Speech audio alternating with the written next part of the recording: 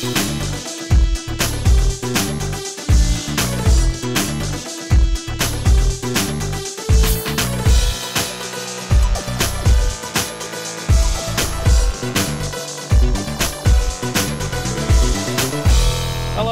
welcome to the Computer Game Show. My name is Sean Bell. I am joined by James Farley. Hello.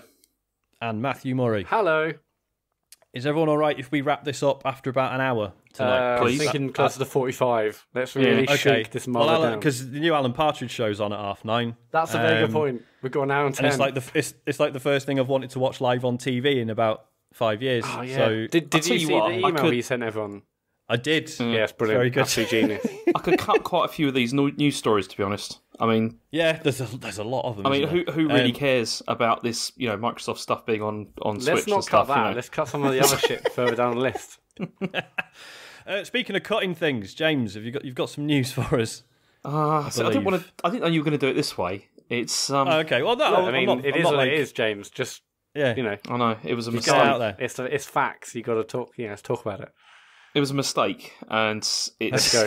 And I feel terrible about it. Sounds like you're admitting to a crime. Well, yeah, I killed a man. No, just tell the listeners and us what's happened. Well, so you know, like Rezzed, you know, like how we were going to do a live show it's there. It's a big live show on 6th of April. All of us going to do a show together. It's going to be a great four, time. Yeah, can't wait. Us, Dave, brilliant. Can't wait. I can't Getting wait the dream for team back together to be on stage together. Frankly, it's going to be so good. Oh, it's going to be the best thing ever. Yes, go on. Yeah. So I mean, yeah, obviously I'm not going to be there. What do you mean, obviously? That's not obvious at all. I think that's the last thing we expected to hear. I know, well, it was the last thing I expected as well, because, I mean, we were having interesting conversations about the live show, like, you know, over WhatsApp and everything, and then I suddenly thought, hang on, what day is Rezzed? Like, I couldn't remember what the day was, and so I looked it up, and then I realised there was a bit of a problem, and... Well, no, I mean, you didn't look it up, you asked me when is it. I mean, you could have either remembered... or looked to the website, or just thought back to the times we discussed in the past. But go on. I don't remember the dates. I don't remember clearly, dates in general. Because obviously when the tickets were booked, or whatever was happening, have you? Yeah, you would have said I can't do that weekend because I'm in London for the big live show. Yeah. Well, as it turns out, I'm actually going to be in China anyway, because I'm going back there for like 3 weeks or so. And so you're also going to have to... It was 2 weeks over the weekend. It's amazing what James will do to get out of a trumpet performance, isn't it? No, James, over the weekend he said 2 weeks. Now it's 3 weeks. I said 3 weeks tops, like for getting replacement. But then I thought, as you're doing a live show, you probably won't do one of those anyway. So it's like 2 weeks tops that you'll have to get someone else probably, you know, to. Okay, I forgot about the normal show. But I thought it was 2 weeks, including the live show. You're saying it's like you're not only missing the live show, and the listeners listening right now. Devastated. Some people probably have to pause the podcast, dry their tears, go on the Samara's website, I'm not sure. And now you're saying 2 other shows as well. We have to find a place. Probably, yeah. It's because I can't help it. It's because I haven't been back there for a very long time. We were looking at going back there in the summer. It's fine. These things happen. I mean, although it is on fine, the up, but on the up, one lucky listener. If you're the first person to get to Res this year and say at the door that your name is James Farley from the Computer Game Show, you got a free press pass, haven't you? Yeah. So that's true. You could actually give it to someone. Yeah, just come to the door holding a trumpet, and they're like, "We know you," and they'll be like, "Oh, we know who this is. It's the follow man." So either way, I mean, I am devastated, to be honest, because I was very much looking forward to that, and then now I can't do it, and I'm a bit sad. So when the tickets were being booked, I presume whoever booked tickets said, "Oh, we're going April," and you're like, "Yeah, fine, I'm not doing anything in April." Yeah, because I don't remember when Rezzed was. I thought it was like June or I don't know when it was. I hadn't thought about it, Matt. It's just like I don't think about these things like constantly. You know, I couldn't remember. Evidently, because now, it's It's disappointing. It's the first one I've missed, and I'm just, I'm a bit sad. First really, one of 2. Yeah. Oh well. I'm sure you'll do great though. It's, I mean, you won't be able to stitch me up this time like you did last time, so that's a good thing. I don't know. The fact that you're not there makes it much easier. Yeah, we're gonna absolutely do whatever we want. Stage. Yeah, yeah, just like last time we met. We won't. I mean, Dave. I can't speak for Dave, but yeah. Oh yeah, it's gonna be livid. Anyway, yeah, so that's disappointing. It's a disappointing way to start a pod. Yeah, it is. But we needed to get that out. If anyone listening, you can still be asked. We are doing a live show at Rezzed. Yeah, I mean, I don't know what the refund policy is. If you've already booked and you're now regretting it. Yeah, I mean, Airbnb, if you book with them, that should be all right. The ticket, I mean, I mean, res numbers. You often after res ejects, they always put out a press release or someone does saying numbers have been through the roof this year. You know, the change this year might be the first year is a bit of a downturn. Obviously, they'll blame Brexit, but I think we know the real reason why the numbers weren't up this year. Disappointing. But yeah, we are doing a live show at Saturday, 6th of April at 4 p.m. at Res. So if you're in the area, if you're coming to Res, even without James being there, please get a ticket. Standard day ticket is all you need, and you can come and watch us do a live podcast on stage at Res. I'm glad they've brought us a bit earlier this year, because last time it was like everyone was going home and just walking past the room that we were in and be like, oh, what's that? I'm off. Yeah, can't be arsed. 4 p.m.'s about right. No, I'm really looking forward to it. Yeah, I mean, me too. Obviously, James won't be there. But yeah. James didn't look at the calendar. Feedback. Come on, it's not fair. But you have got to be honest. If you knew which day it was, that we probably might be in this situation, right? Well, no, not necessarily, because that was the only time. It was when the tickets were cheap, for flying. When the chips were ticket. Okay, cool. Yeah. So when the chips were ticket. Okay, well, we're over that. No more. We won't mention that again. That's for sure. Yeah. What's the feedback, Matt? The feedback's been great as well. Last week we had some dodgy opinions, and that's actually just from the listeners. We were fine in that regard. Matt, did the listeners love our opinions last week? They were big fans, and we had loads of emails just saying, brilliant, you guys are the best. I fully agree with everything you said. We did have some... We don't read those out, because that's just big-headed, isn't it? We did have some that snuck through, which didn't agree so much. It's just constructive criticism, though, right? Yeah, pretty much, yeah, definitely. Okay. Someone emailed in about Mario Galaxy last week, basically saying they weren't a fan. That guy's back. Chris Hayes, aka Hayes Red Mist. Guys, Hayes Red Mist here. Apologies, firstly, for upsetting the three of you to the point you disregard my question entirely and named the show after giving me lackluster personal wellness advice. Please rest assured, I'm doing everything possible to improve myself. James, you said... Wait on, Matt, what was the name of the show last week? Sort Your Life Out. Really? Okay. Which is, who said that? Was it me? Said, I can't remember. One of us said to one of the listeners. It's fine. Okay. It's just banter. James, you said in the quotation here, imagine not wanting to engage with that world. James, did you read my email at all? I said I've tried many times to play Mario Galaxy and to see what the fuss is about. It pains me to assess it like I have, but that's where I am. I bought this game and I've really tried. I'm a 3D Mario fan. Haven't completed all the other 3D Mario games except Galaxy titles, and I just can't get into it. And you know what? It's okay. You are not being trolled. I'm sure the Zelda email also wasn't trolling you. Much like Jeff from Giant Bomb wasn't trolling when he gave his negative opinions on Zelda. Or was he? Is this all just a conspiracy? It's not often I would suggest the main one may have slightly handled his travesty slightly better than his disciples. How dare you? But here we are. Mourning his wisdom and integrity in the smouldering embers of the world he has built for you all. P.S. I will admit, Mario Galaxy does look fucking incredible in HDR. I mean, where's this idea that Dave was nice and sensible come from? I don't know. It's just totally forgotten how he used to be. I mean, the idea that he's the wisdom and integrity. I mean, they're not two words that I really associate with Dave, to be honest. It's absolutely Although not. I do quite want a portrait of Dave now with like a little banner across the bottom with like, what's wisdom and integrity in like Latin? Yeah. I think it should be... Probably something with like US on the end, I don't know. Yeah. Yeah. So yeah. Just give it one more go, Chris Hayes. One more go, and then maybe that'll be the time you like get a Mario Galaxy. As well as that, we also had an email about Zelda Breath of the Wild. House and Hunt is back with his opinions. In episode 140, you said you thought a listener that emailed in, the one that disliked Breath of the Wild, was trolling. When the Switch came out, my friends and I all got Breath of the Wild, and none of us found it enjoyable. From the bland, cookie-cutter Guardian Shrine things which you're forced to do to get the Master Sword, to the terribly, terribly bland open world, we found it dull and frustrating. Although it did have some amazing parts, the Divine Beasts and Ganon's big house were brilliant. Big house. Although overall it was a bit shit, and all my friend group agreed on most of this. Some people dislike things that you like just in case you're unaware. That's fine. I mean, they should go back to playing PUBG, obviously. But it's just like, it's fine. Obviously, people have different opinions about different sort of things, but saying that like Breath of the Wild is shit is kind of embarrassing, really. It is a little bit. Yeah. Like, I'm all right with people not liking the things that are very close to my heart. If you think Monster Hunter's impenetrable, fine. If you think Earth Defense Force looks a bit cheap and shit, if you think Dark Souls is too hard, I mean, whatever. But I can't understand anyone not liking Breath of the Wild. I just can't.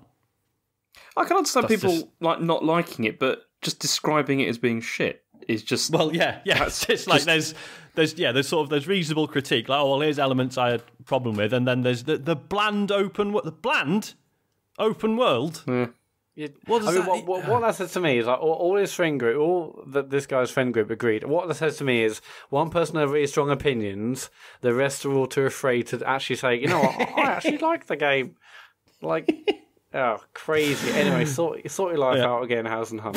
David Trapmore emails in. After all the controversial opinions last week, I don't think there are many, but whatever, I thought I'd chime in with my own. I can't stand 2D Mario games. I just find it so boring and uninspired. Oh, all of them. Hang on. I'm sure this is because, like Matt, don't bring me into this. Like Matt, I didn't really play Nintendo games when I was young. I tried a number of times to play a 2D Mario game, but every time I sack it off after a while and play something good. Oh. When you look at the 3D Mario games, there's so much originality, amazing graphical and level design. The 2D games just look and play so boringly in comparison. I just think I don't really like the single player run from the left to the right style platformers. Much prefer a Metroid style platformer with a world to explore. Okay, there's a question here. He snuck it in, but I don't mind. Which one 2D Mario game do you think I should play to change my opinion? And please don't say a Super Mario Bros. Game, as I think I'd rather give up on games. Also, okay, as ever, love the pod. For last week's episode was really good. P.S. I also don't like Tetris. Fucking hell, David. David Trapmore. I'm intrigued because, you know, I always defend Yoshi's Island. I think it does things quite differently from most Mario games. I think it's very interesting. I think it looks gorgeous. I'd be intrigued to see if he's tried Yoshi's Island. Not the sequels, though. They're mostly shit. Because that is I think it's quite different. But then it's still running left to right. Like, if he really wants exploration, then I guess he is just not going to get that from a 2D Mario game. No, I don't agree. Because the thing is, cool. You see, this is the thing, because I was going to talk about New Super Mario Bros. U, like, in the what you've been playing bit, but I'll just stick it in here anyway, because it's like, because the thing of that is that superficially, that does appear to be like another sort of just standard 2D Mario game where you are just sort of doing that, and it is like that probably for 2/3 of the game.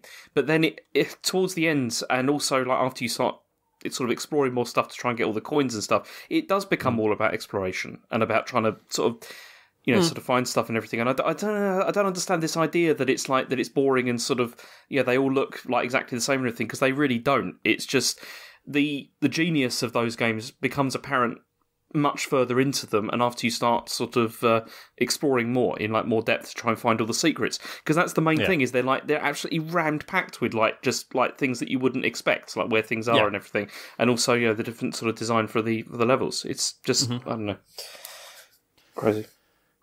But then the thing is you're only going to get that after you've played it for about sort of like 10 or 15 hours or so. You're not going to get that like straight away, which is, I mean, I do feel that like 2D Mario games are, they're not ones for, not, I wouldn't say not for beginners to play, but they're not very friendly at all. They really aren't. I mean, like I tried to play like New Super Mario Brothers with my family, and it's nearly impossible because I thought the new ones had those things where it stops you from falling and the bubble. They do, but mechanic. it's still, but that's not the point really, because then towards the end it is all about the challenge, and it gets really tough like towards the end, and that's part of the fun of those games, is like being able to sort of like truly master them. You don't really get that with the 3D ones. Like the 3D ones are maybe a bit more about exploration, but the 2D ones are like pure like just platforming really. And just, I wonder if it is just, like I'm trying to put myself in the shoes of someone who like started with Mario 64 and went from there. Yeah. And then someone was like, "Oh, play Mario Brothers 1."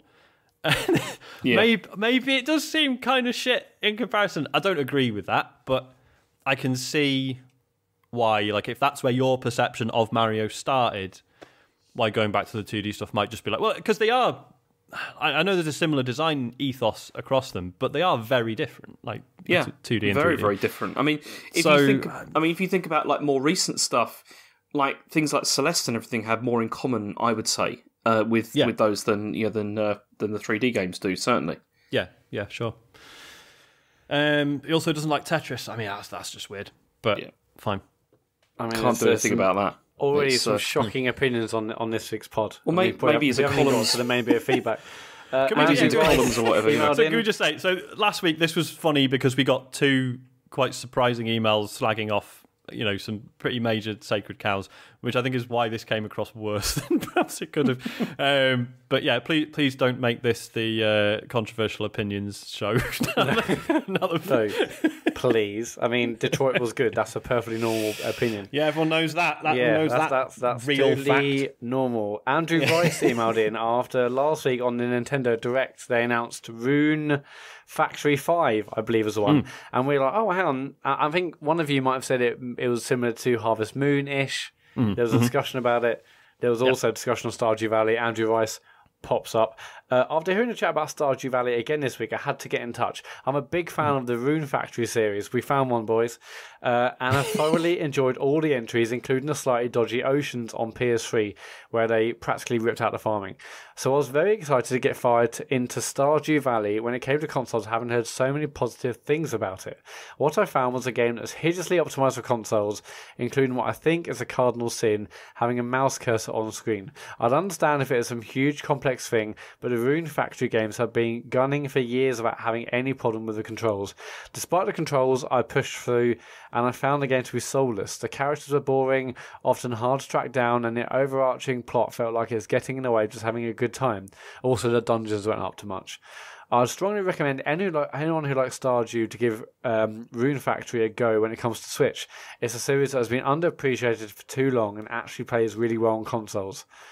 I hope that wasn't too much of a rant, but someone needs to stand up and fight RF's corner. No, fair enough. He's not entirely wrong about the console controls on Stardew Valley. They are a bit they sort definitely of tacked feel hampered. on. Yeah, like you like playing the PC version with a controller, which you can do. I was still like reaching over for the mouse occasionally, and the proper console controls aren't much different. So yeah, no, that's entirely fair. But no, I've always been intrigued by Rune Factory. So when it comes to Switch, I've never heard of this series before, but didn't they announce so they announced a port of Rune Factory 4, and they also announced that when Rune Factory 5 comes out, that is also coming to the Switch, I think. So yeah, I mean, I'd be interested to see how well Rune Factory 4 does, given that everyone knows the new one's on the way. But maybe if it's cheap, I'll have a look. I don't know. Yeah, I hadn't heard of the series before, but I'm definitely more intrigued. And if there are like serious Stardew Valley comparisons or some other games like that, and I'm all over, I might give it a go when it comes out. Adam Lun emails in from Beijing. Avid listener here, living in China. I hope you make good on your promise to come over here and do a show. I'll definitely be there. We did promise that. We totally did promise that. We did, yeah. We promised that. Yeah. No. We said like. I assume he's joking. No, we promised if someone paid, for us to do that, we would. But yeah, no one's Adam Lund come is forward yet. Threatening to put up the cash, so send the check over. Anyway, he did email us linking us to this song by a pig with a face of a boy on YouTube called "The Complete History of the Soviet Union Arranged to the Melody of Tetris." I wasn't interested in that. I just wanted to talk about the Beijing live show, which isn't happening. Sorry, Adam. Disgraceful, Matt. Now we go on to the real bit of feedback around Crackdown 3. If I'd seen this before, I'd have watched the video first, but I haven't. Sorry. Yeah, it did look alright, but if anyone's interested, it's from a thing called Pig with the Face of a Boy on YouTube. It's called The Complete History of the Soviet Union Arranged to the Melody of Tetris. Get on that if Fair you enough. want.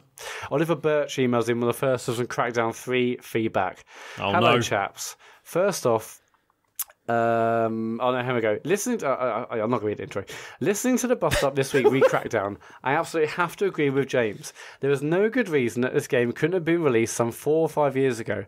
While Matt argued it's unfair to compare it to Spider-Man, I think it's more than reasonable to size it up next to another Insomniac classic, Sunset Overdrive, which released some 5 years ago. Everything that Crackdown does well, Sunset does miles better and then some. The traversal is far superior in Sunset. Sure, it's not as tall, but it's way, way more fluid and fun. The weapons in Crackdown are painfully tedious when compared to the bizarreness of Sunset's arsenal. Customization in Crackdown is borderline non-existent. It's a huge aspect of Sunset. There's no worthwhile multiplayer in Crackdown. Reckon Zone is cringeworthy. Where again, Sunset actually had a fun multiplayer mode with friends. Half the fun was just in racing from one mini game to the next, using your preferred traversal method. It's not just jump, jump, dash, dash. The story is so similar, since the Megacorp looking to control the population, but Sunset delivered it in a way that was engaging and with characters that actually had memorable personalities. Even Terry Crews couldn't save Crackdown's poor excuse of a campaign. All in all, Crackdown's greatest achievement is reminding me how good Sunset Overdrive is. I've not played Sunset Overdrive. Me neither, but I've got it. I've actually got it installed on my console. I've got it as well, but never played it. Because it was part of Games with Gold at one point. And, oh, that's right, yeah. And I think particularly actually when Spider-Man came out, people were saying, oh, it's all like this, people were mentioning how good Sunset was. I've got that. Maybe I should give it a go. Anyway, Ben Syme wrote some messages on our Discord. Totally agree with your Crackdown 3 comments, James. It's one of the few system exclusives Xbox fans seem to be waiting for, being so disappointing that it's okay. Basically being so disappointing, utterly basic. It's so utterly basic that makes sense to me. Although what I don't agree on was the comment that Warframe is a rip-off of Destiny. Warframe came out in March 2013. Destiny came out in September 2014. Yeah, that's true. But then Warframe has been iterated on a lot, hasn't it? Since it's come out, and obviously it's. So's Destiny though. Yeah. But yeah, it's supposed to be on my side, Sean. It's no, sorry. He's his own man. Yeah, me, the Warframe liker. Yeah, exactly, the Warframe fan. Stig, 100% behind James's argument on Crackdown 3. At least evolve your game. For a game that came out 12 years ago, or 12 years after the first, and move nothing on is a piss take, quite frankly. I imagine they're sticking up for it would be saying slightly differently if they paid 40 or 50 quid and not got it on Game Pass. Also, I was saying that they didn't really big it up as a massive exclusive. James is saying they pushed it as the second coming. Stig continues. I never said that. That's complete nonsense. Well, you did say that they massively pushed it, did you not? They did. I said that they did make a big deal out of it at those E3s. Every time they show stuff about it. It's not the same as saying this is a new Halo coming out or whatever, but it was a big push that they did with it. Yeah. Okay, I'm going to go to Connor's message. Yeah, I just disagree so much with what James says. He kept saying it's been bigged up repeatedly, when in reality... Matt, you've missed out all the other stuff of people agreeing with you. I'll go back to Stig in a second. This is irrelevant. Right, I just disagree so much with what James says. This is Connor. He kept saying it's been bigged up repeatedly, when in reality he got a token trailer at some of the E3 conferences over the years, a tech demo of the Cloud Tech at a developer conference years ago, and barely any marketing, and then he tries to blame the argument that this is somehow unexpected and that Matt should have been surprised of its quality. If James, after reading multiple news stories over the years with the troubled development, delays, moving devs, and also himself having concerns about the game when discussing it on the pod in the past, genuinely expects it to be much better than it was. He's a liar. He criticised the Matt for having what turned out to be accurate, realistic expectations, but he was comparing what Matt expected against what people actually want the game to be in an ideal, perfect world. James. Now, what's happened there is he's misunderstood what I was saying. Because I was not saying that I was expecting it to be good. I was saying that I was hoping it was going to be good, and it should have been good, given how long it had in development, and the expectation that there was that Microsoft needed something that was going to be good, coming out of this. That's what I'm talking about. I'm not saying that I was expecting that it was going to be good, because it was pretty obvious. We're all expecting a 7 out of 10, but hoping to be surprised given how much importance Microsoft seemed to be putting on it. And they were. Otherwise, what else? As I said, what else have they got coming out this year? This was one of the sort of the main releases for the year. Yeah. True. Let's go back to Stig. And it's fine. I mean, we'll talk about it again in a bit, but the game is fine. No one's saying you're not allowed to like it. Yeah, exactly. It's just a bit shit that this is one of the few exclusives Xbox has got all year. Yeah, Stig, continue. We'll go back to Stig's comment. Microsoft also completely pushes as a big exclusive to start with. Their trailers E3 in 2014, 2017, 2018, even bringing up a celebrity to hype it up. Look at the trailers and announcements on YouTube and have thousands of likes and comments on how excited people were for it. saying it's a system seller for them. I just agree with James. A game 5 is in development that had people excited. Take a look at the YouTube comments on the initial trailer to prove this. Could have been so much more than just a copy of a 12-year-old game. It just highlights Microsoft's poor exclusives, Forza withstanding. And that's exactly the point I was trying to make. It's the thing. Yeah, well, we had tons more emails and comments about that. Basically, people mostly agreeing with James, a couple agreeing with me, but mostly agreeing with James. But it's fine. Yeah, whatever. Yeah. That's it for follow up or feedback. It's at Computer Game Pod on Twitter if you want to tweet us your feedback or anything else we've spoken about on this show, or you can email podcast@thecomputergameshow.com. James, please open the news pipe and blast my eyes. Okay, here comes the news sewage. The newage.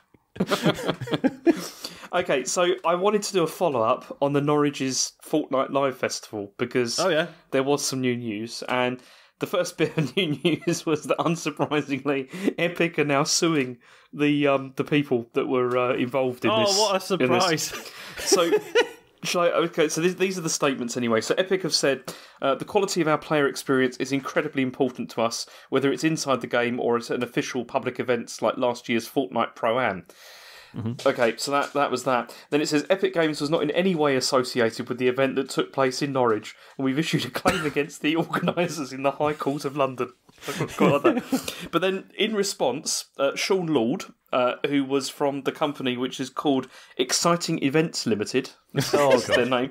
Oh, wow. Praise the standards. I mean, it didn't even live up to their name. So anyway, they emailed all of the customers involved with Fortnite Live, and I've got their quote here. He said, the vast majority of children loved Fortnite Live Norwich. And he also said that Exciting Events was still committed to hosting the 2 future Fortnite Live events, even after all the national publicity and personal abuse and threats experienced by the directors and family of the business.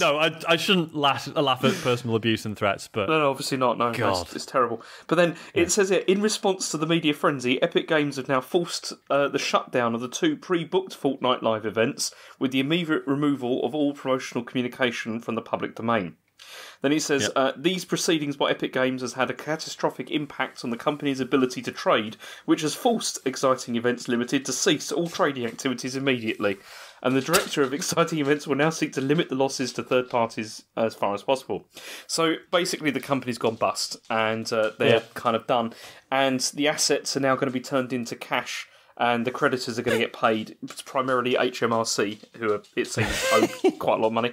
And any money left over will then go to those people who had secured like individual agreements for a refund. So, you know, those ones that were lucky enough to get it through Facebook, but anybody else, you're kind of out of luck. They should say all refunds were paid in V-Bucks, so enjoy that. So you know, like when obviously a company the size of Epic sues someone like this, and normally you think, oh, come on, why are you even bothering? What's the point? You don't need the money, etc., etc. But when they've just so brazenly just used someone else's brand and just done the shittest event possible, ruined the day of loads of families, you just think, oh, God, you're a load of fucking crooks. Like, Sean, they had 4 go-karts. Four go-karts. Also, Sean, loads of kids had a great day out. I don't know what you're talking about. Well, yeah, true. I've ignored that true fact, haven't I? Yeah. Vast majority of people, children loved Fortnite Live Norwich. Fortnite Live Norwich. I didn't realise there were actually other events. This is great. They should have kept them going, because actually, I think lots of people would have wanted to go to the others after such great publicity. No publicity is bad publicity, isn't it? When I say, you know, like this. I mean, this is I'm surprised they weren't like branching out. You know, got like Fortnite Live Stoke and things like that. You know, like different places. It's a shame. Are you just trying to pick somewhere equally grim, James? Is that what you? Yeah, no, just trying to find doing that a northern town to laugh at. Is that it? Classic. Okay, next news story we've got is that Reggie has retired, and Bowser is now in charge. It's I mean, it was funny enough when they hired a man called Bowser, and now they've actually put him in charge of Nintendo of America. Yeah, I mean, Reggie was there he was at NOA for 15 years, and 13 of those he was COO and president. And it's funny because he started there during like the GameCube and GBA years, which feels like a very long time ago now, which I guess it was. But, apparently Bowser's been working under Reggie for the last 4 years, and he was part of the sales and marketing efforts for the Switch. But the only thing that worries me about this, he was formerly an executive at EA. Oh. Yeah. Okay. I'm sure it's fine. That doesn't mean anything. I mean, it's an interesting one. Like, so loads of people have been really sad about this. And I watched Reggie's like little farewell video, and it was sort of touching, I guess. But you know, when you're just like the amount he's paid, he'll say anything about, the fans are amazing. It's been so great working at Nintendo. It's like, yeah, of course it has. It always freaks me out when someone who's that high up in such a large company is like, I'm retiring to spend more time with my wife and family. You think, oh God, he probably hasn't seen them for years. A lot of late nights. Yeah, he's like, I'm going to actually see my wife and children now. But yeah, I mean, he's always been an entirely pleasant presence whenever he's been on Directs or at E3 or whatever. So yeah, it will be a shame to see him go. Obviously, all the Reginator stuff, my body is ready. Yeah, all right, it's shit memes, but pretty funny. Yeah, and it's so rare to find someone like who's that senior with a bit of sense of humour, with a bit about them. You know. Yeah, sure. It's really sad in like a way I wouldn't expect myself to feel about a president of a video game company. Right. Weren't you devastated when Don Matrix was gone from Microsoft? That's the thing. True. You compare it's nice Reggie to him. It's like it's a totally different class. I mean, there have been a couple of people like that you think they are like entertaining and they've been like good like on stage and all that kind of thing. He was one of them, and totally. It's a bit of a shame, really, but yeah. Okay. Yeah. Next bigger news, maybe, is that Microsoft might be planning to bring the Xbox app and Game Pass to the Switch. So, baby, this is it. Here we go. I mean, this follows on from like the plans that we heard earlier in the year about how they were going to bring Xbox Live to mobile platforms. And this is according to, it's called Direct Feed Games, who apparently have a good track record with rumours. Microsoft and Nintendo are working together, and there's going to be a partnership announcement later in 2019, where Microsoft are going to publish more software on the Switch and at least one high-profile game, and also like an indie exclusive, which people seem to think is going to be Ori and the Blind Forest, is going to come to the Switch. But then, I mean, the most significant thing is that they're expected to release an Xbox app that is going to provide access to Game Pass, and that will work through like Project X Cloud, allowing you to sort of stream games through the Switch, which is interesting. But then it's funny because, I mean, people are saying, this is great, and it could mean that there'll be like more third-party games on the Switch, through this streaming app and everything. But isn't there still just a concern though that if this is going to work or not, like in terms of like the quality and everything? Because so there's a couple of games you can buy on Switch that just stream, right? Yeah, Assassin's Creed, yeah. And I sort of rolled my eyes at that, like, what's the point? Can't play it on the train or the bus or whatever, because obviously you need a decent internet connection. But the entire Game Pass library, fine.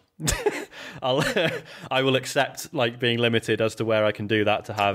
Skate 3 those are two separate things, though. Like a Game Pass is a download thing. xCloud is a streaming thing. Like so, Game Pass. Oh, I see what you mean. Yeah, so it's like Game Pass now. It's all just downloads, and like so if that was on there, you could theoretically just download. Well, I imagine how it's going to work. You download the games to your Switch. xCloud is obviously the future technology where there'll be streaming games. So. Right. But how's that going to work though? Because how are they going to get all these like Game Pass games working on Switch? Like if they're going to download them, I'd have thought this would have been purely streaming. I mean, they offer Game Pass on PC, and there's only about 3 games on it. So yeah. I mean, it may be that. It'll be like there is a selection of like Game Pass games that work on Switch as well, but I'd imagine the selection won't be too vast. Actually, that's a very good point. I guess in that case, maybe everything is streaming because that's the. Yeah, I don't know. Maybe this is just a test for Project xCloud. They're going to test it by releasing this on Switch, seeing how that works. And this is like the proving ground in a way. I mean, it would make me more interested in Game Pass. Like if I've got 2 places that I can use it, especially, and it would make me more likely to pick up, to be able to play because they do get quite a lot of third-party stuff on Game Pass now, don't they? There's all like the Life is Strange and all that kind of stuff. It'd make me more likely to probably go for that. Yeah, Game Pass is excellent anyway. I mean, they're always adding new games to it. I mean, I've got my subscription is currently live. There's like another £2 deal the other month to get 2. You basically buy 1 month for £2 and get a month free. And I've basically obviously I got it when I first got a code when I first got my X, but there's been loads of deals since then. And what they've done cleverly perhaps is that loads of deals for Game Pass is not just for new customers only. It's like I've had loads of these promo deals and codes. and they've all worked. So they're obviously trying to get people used to having the service, even if it means, reducing it heavily at various points to get people involved. Because I've had it like on off, well, basically pretty much since it started. But I think I might have paid $7.99 or whatever it is once ever, and the rest have been free codes or promo codes or discounts or whatever. I think I'm fucking up trying to make it a key I've, part of my gaming lifestyle, I guess. Yeah, I've definitely been paying £8 a month for several months now, so I need to really? myself out. Yeah, you do. There's so many offers out there. Yeah. I did it for Crackdown because the £2 for 2 months. I thought it was worth giving a try, but I can't see myself continuing with it, to be honest, because there's not enough. I've got too many things to play anyway, and it's like then you just look at massive library like that. Well, this is it. This is the only thing that, because obviously Game Pass is such amazing value for money, like it would be worth buying the console and just paying for Game Pass and then not really buying games anymore. Yeah. But it's not having the time for most of them anyway. That's just like, well, is there any point?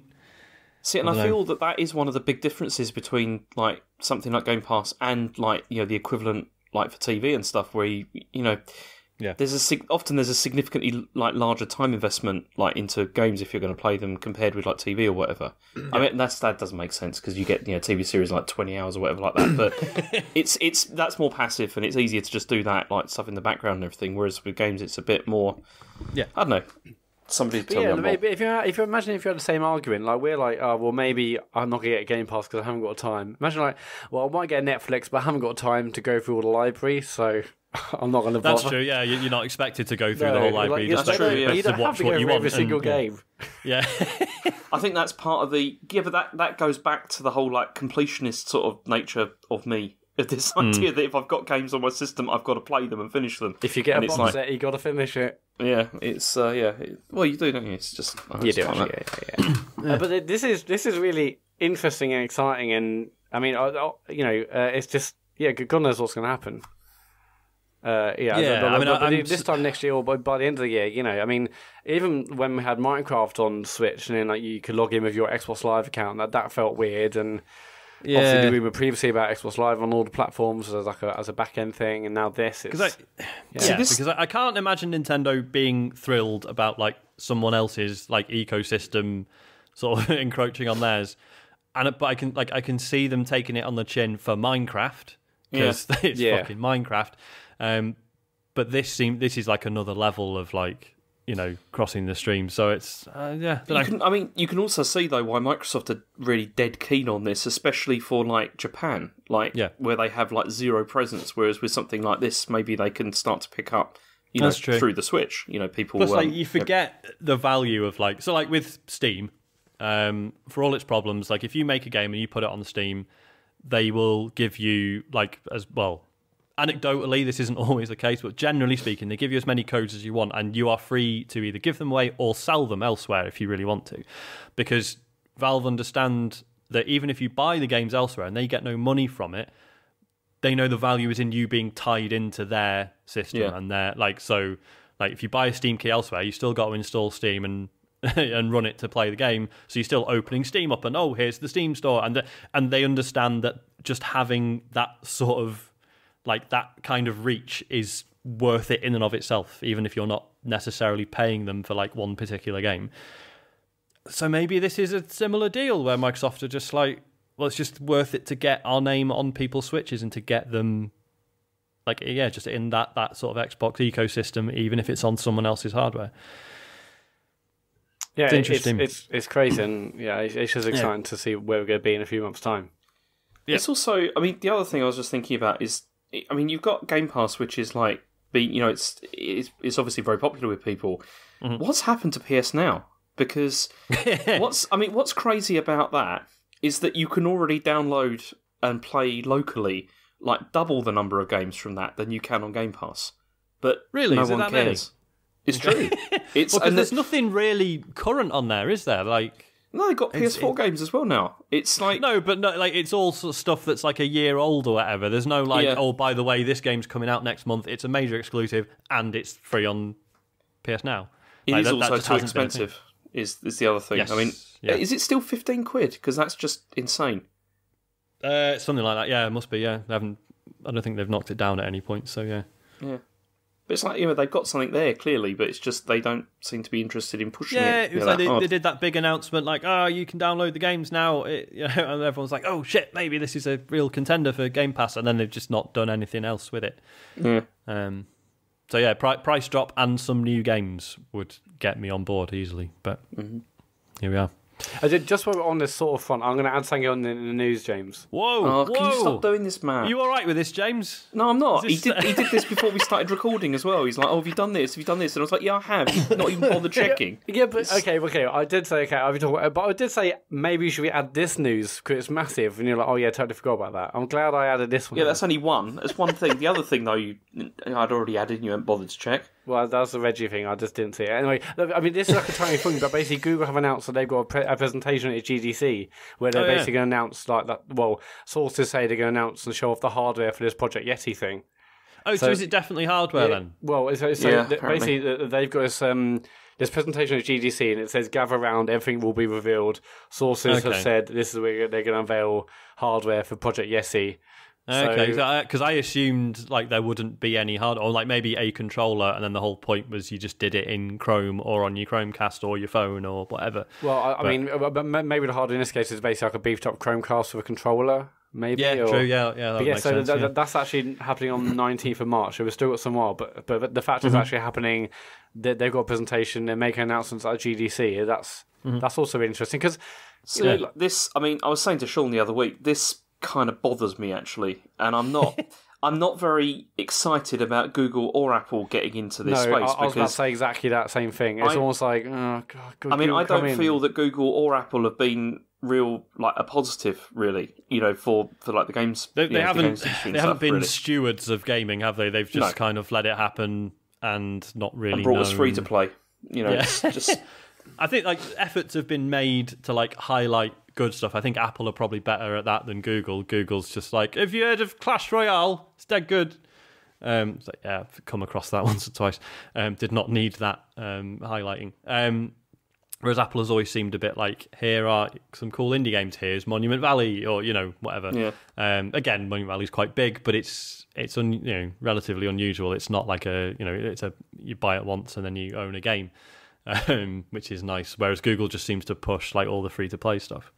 Yeah, I mean, when they had their like projects, I think it was called Project Stream tests over like back into last year, and you could play Assassin's Creed.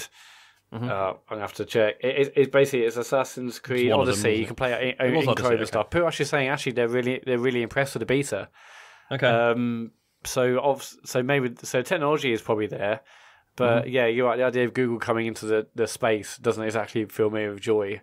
Yeah, and obviously, we've been saying this since on live. Like the whole streaming thing is like it's definitely better than it used to be. But there are certain types of games you're never gonna play. You're never gonna be able to play, fighting games or particularly twitchy shooters or whatever. But do I play those games that much these days anyway? Not really.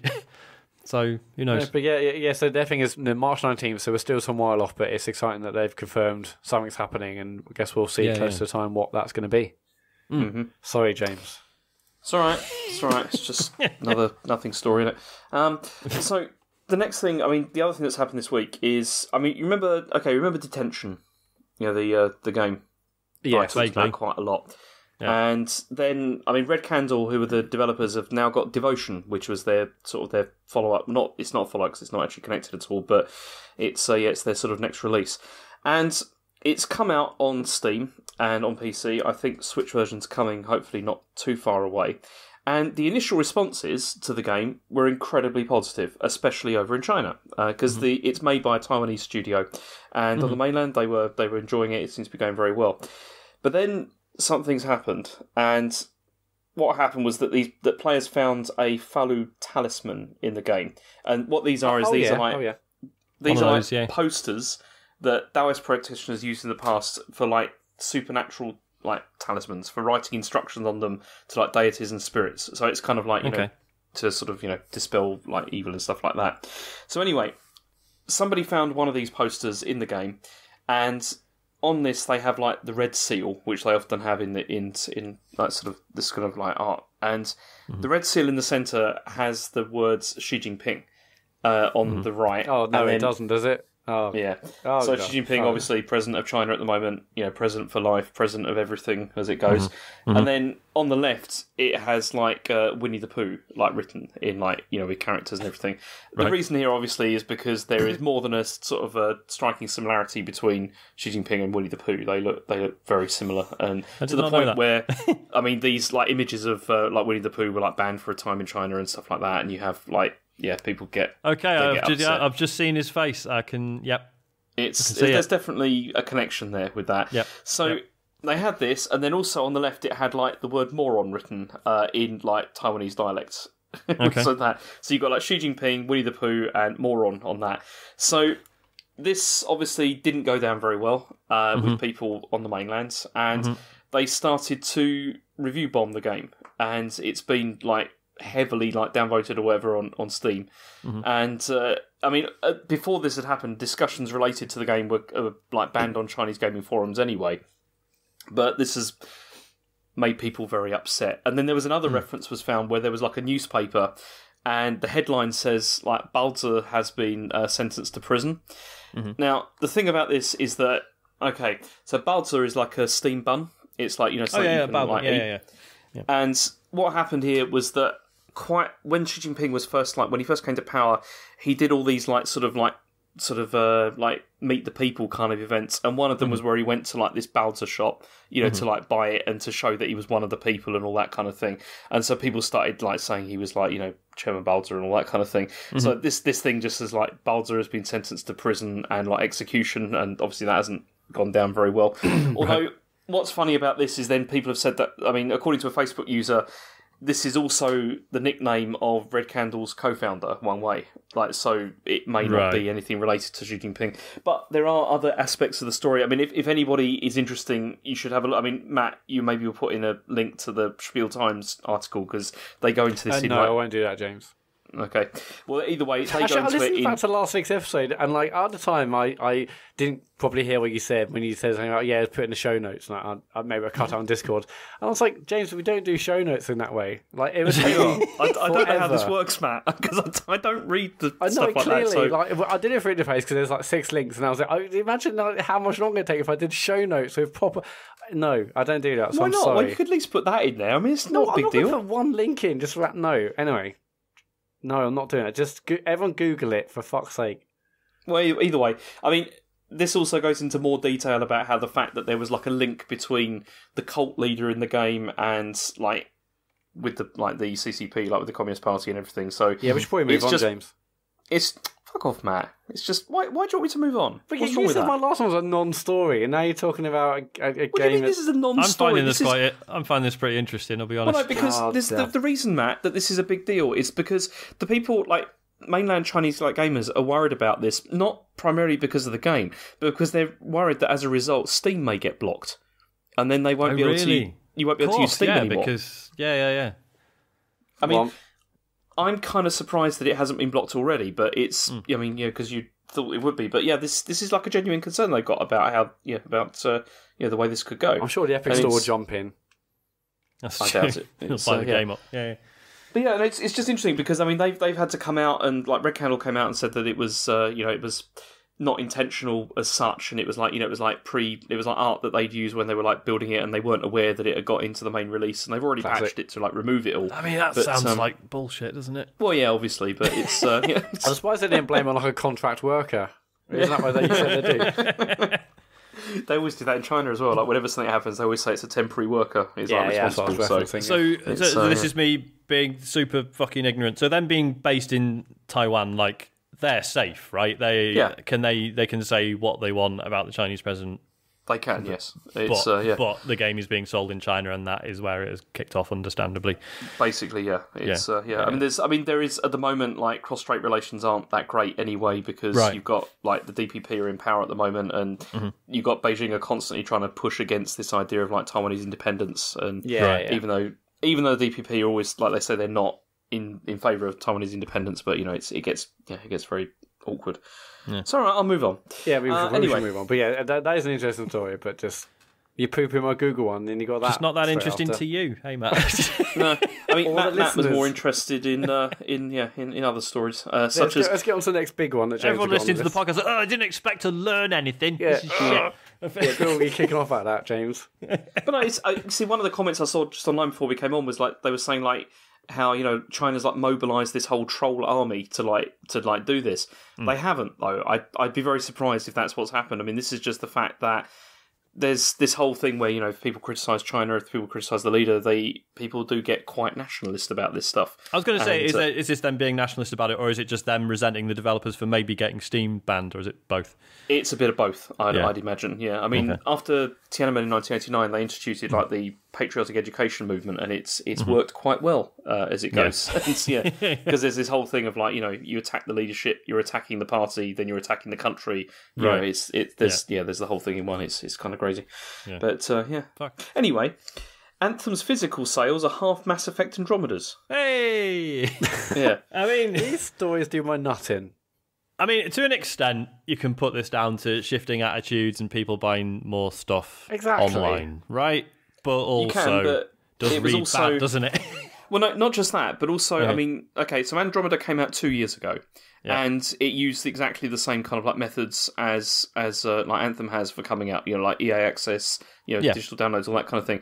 Mm-hmm. But then, I mean, it's also sold like roughly a quarter of Destiny 2 sales when that came out, which is not great. But then, okay, so you're thinking, okay, maybe everyone's just switched to digital, and that's the reason this has happened. Mm-hmm. But then, the best thing to do then is to compare it with other games maybe that have come out more recently, and like the numbers are like significantly lower than like Kingdom Hearts 3 and Resident Evil 2, like which came out recently. So it's probably an indicator that things aren't great. I mean, we'll talk a little bit about it in a bit, but I think anyone who's been on the internet in the last week or two will have read things about Anthem and its quality. Yeah, I mean, sentiment's obviously low, and they've been like firefighting what feels like every day with like some other like news story that comes out and people with impressions that aren't particularly favourable. But like these stories just do my head in because when are we actually going to get actual digital, numbers on these things? Because these reports sort of mean nothing. Because obviously this is an online game. Digital sales, I think, for this will be much higher than a game like Kingdom Hearts or Resident Evil 2. Because this is a primarily online game, you're going to want this to be digital anyway. People them two aren't fair comparisons either. And until we have our digital sales as well, it's just hard to ascertain whether this is good or bad. Obviously, it doesn't sound great, and from what we've heard about the game in recent weeks and the betas and all the stuff, obviously it isn't exactly going into its launch period with like a great deal of of great impressions and positivity, but this stuff without digital sales just is meaningless. I mean, because if you're going to buy something like Kingdom Hearts or whatever, like something that's very sort of single player led, then you're probably thinking, well, I'll play it and then trade it in. Whereas something like Anthem, you're like, I'm going to be playing this fucking every day for the next 3 years. I'm never going to get rid of it. So obviously you're more inclined to be, well, fuck it, I'll just get it digitally then. I do think the comparison with Destiny 2 is worthwhile, though, because that is a similar sort of game. Sure. But as you say, you're only getting half a story, aren't you? I actually tweeted about saying like this is it because when we're going to get digital figures, and a couple of people retweeted to me replied saying the UK reporting agency said it would be late 2018, then it's been delayed to 2019, and we're still waiting now. So I think we're going to get hopefully this year the actual number of digital sales for games, and that could be okay. So I just assumed this. I was going to say I just thought this was platform holders just being like, fuck you, we're not telling you. Yeah, that's what I thought. I thought they weren't. Because they're not like legally bound or anything, are they, to share any of these figures? No. And I remember even a few years ago when like NPD figures changed. At one point, like we got exactly the number of like units sold, and then that stuff all got ripped out of NPD reports, and now it's just press releases saying we did a percentage better or whatever. Shipped so even this many copies. As if NPD, that's meaningful. It's still interesting, but it used to be like really exciting. We like knew exactly how many things were sold, but even that's changed. But hopefully we will get digital sales figures sometime this year to support these sorts of headlines, because these headlines are just like, it's just sensationalist stuff to like get people riled up, isn't it? Like it's very easy to say almost every week, like games are like 50% down on last iteration of last year. It's all sort of like shock value stuff, but without the actual figures, it's hard to actually ascertain where we are with things. Yeah, I mean, I completely agree with you, Matt. Speaking of clickbaity headlines, did you guys see my tweet today? No. Which one? So whenever I open up Chrome on my phone, it's always got, here's some suggested news stories. And for whatever reason, the Daily Star seem to just SEO the fuck out of everything they do, because it's always like, there's a new WhatsApp update, or there's something like it's always something techie. And today's was PlayStation Plus March 2019 free games reveal. It's good and bad news for PlayStation Plus in March. So obviously, being an idiot, I'm like, I wonder what the March 2019 PlayStation Plus games are. So clicked on it. The bad news is that there's not going to be any more PS3 or Vita games. The good news is they might announce what's in next month's PlayStation Plus in a couple of days. Yeah, that's utterly ridiculous. Yeah, I was like, well, they got me. To be fair, yeah. I mean, it did the job, Sean. It got you there. It did. They got my click. There was that. I mean, the other interesting news that came out from Anthem was there was that thing, wasn't there, from the guy from Microsoft, like saying about how reviewers were wrong. And that was pretty embarrassing. He's like, you should watch YouTubers instead, like the ones we paid to talk about the game. It's funny because they were showing they haven't had a great track record with their buy-in exclusives and stuff recently, have they? By Microsoft, because they had so they've bought Microsoft have bought exclusive marketing rights to Anthem. Is that right? Yeah.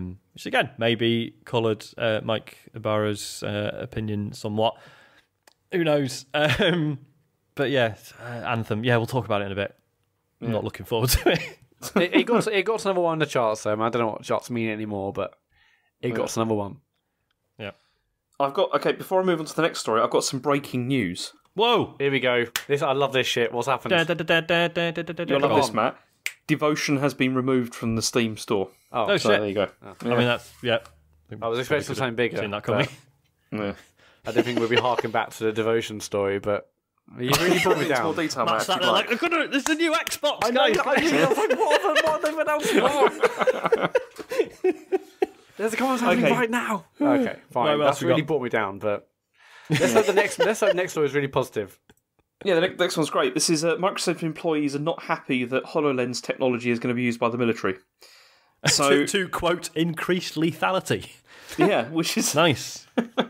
So basically, it says Microsoft staff have demanded that the company cancel. It's a $479 million contract they've got with the US military, and they banded together as this group called Microsoft Workers for Good.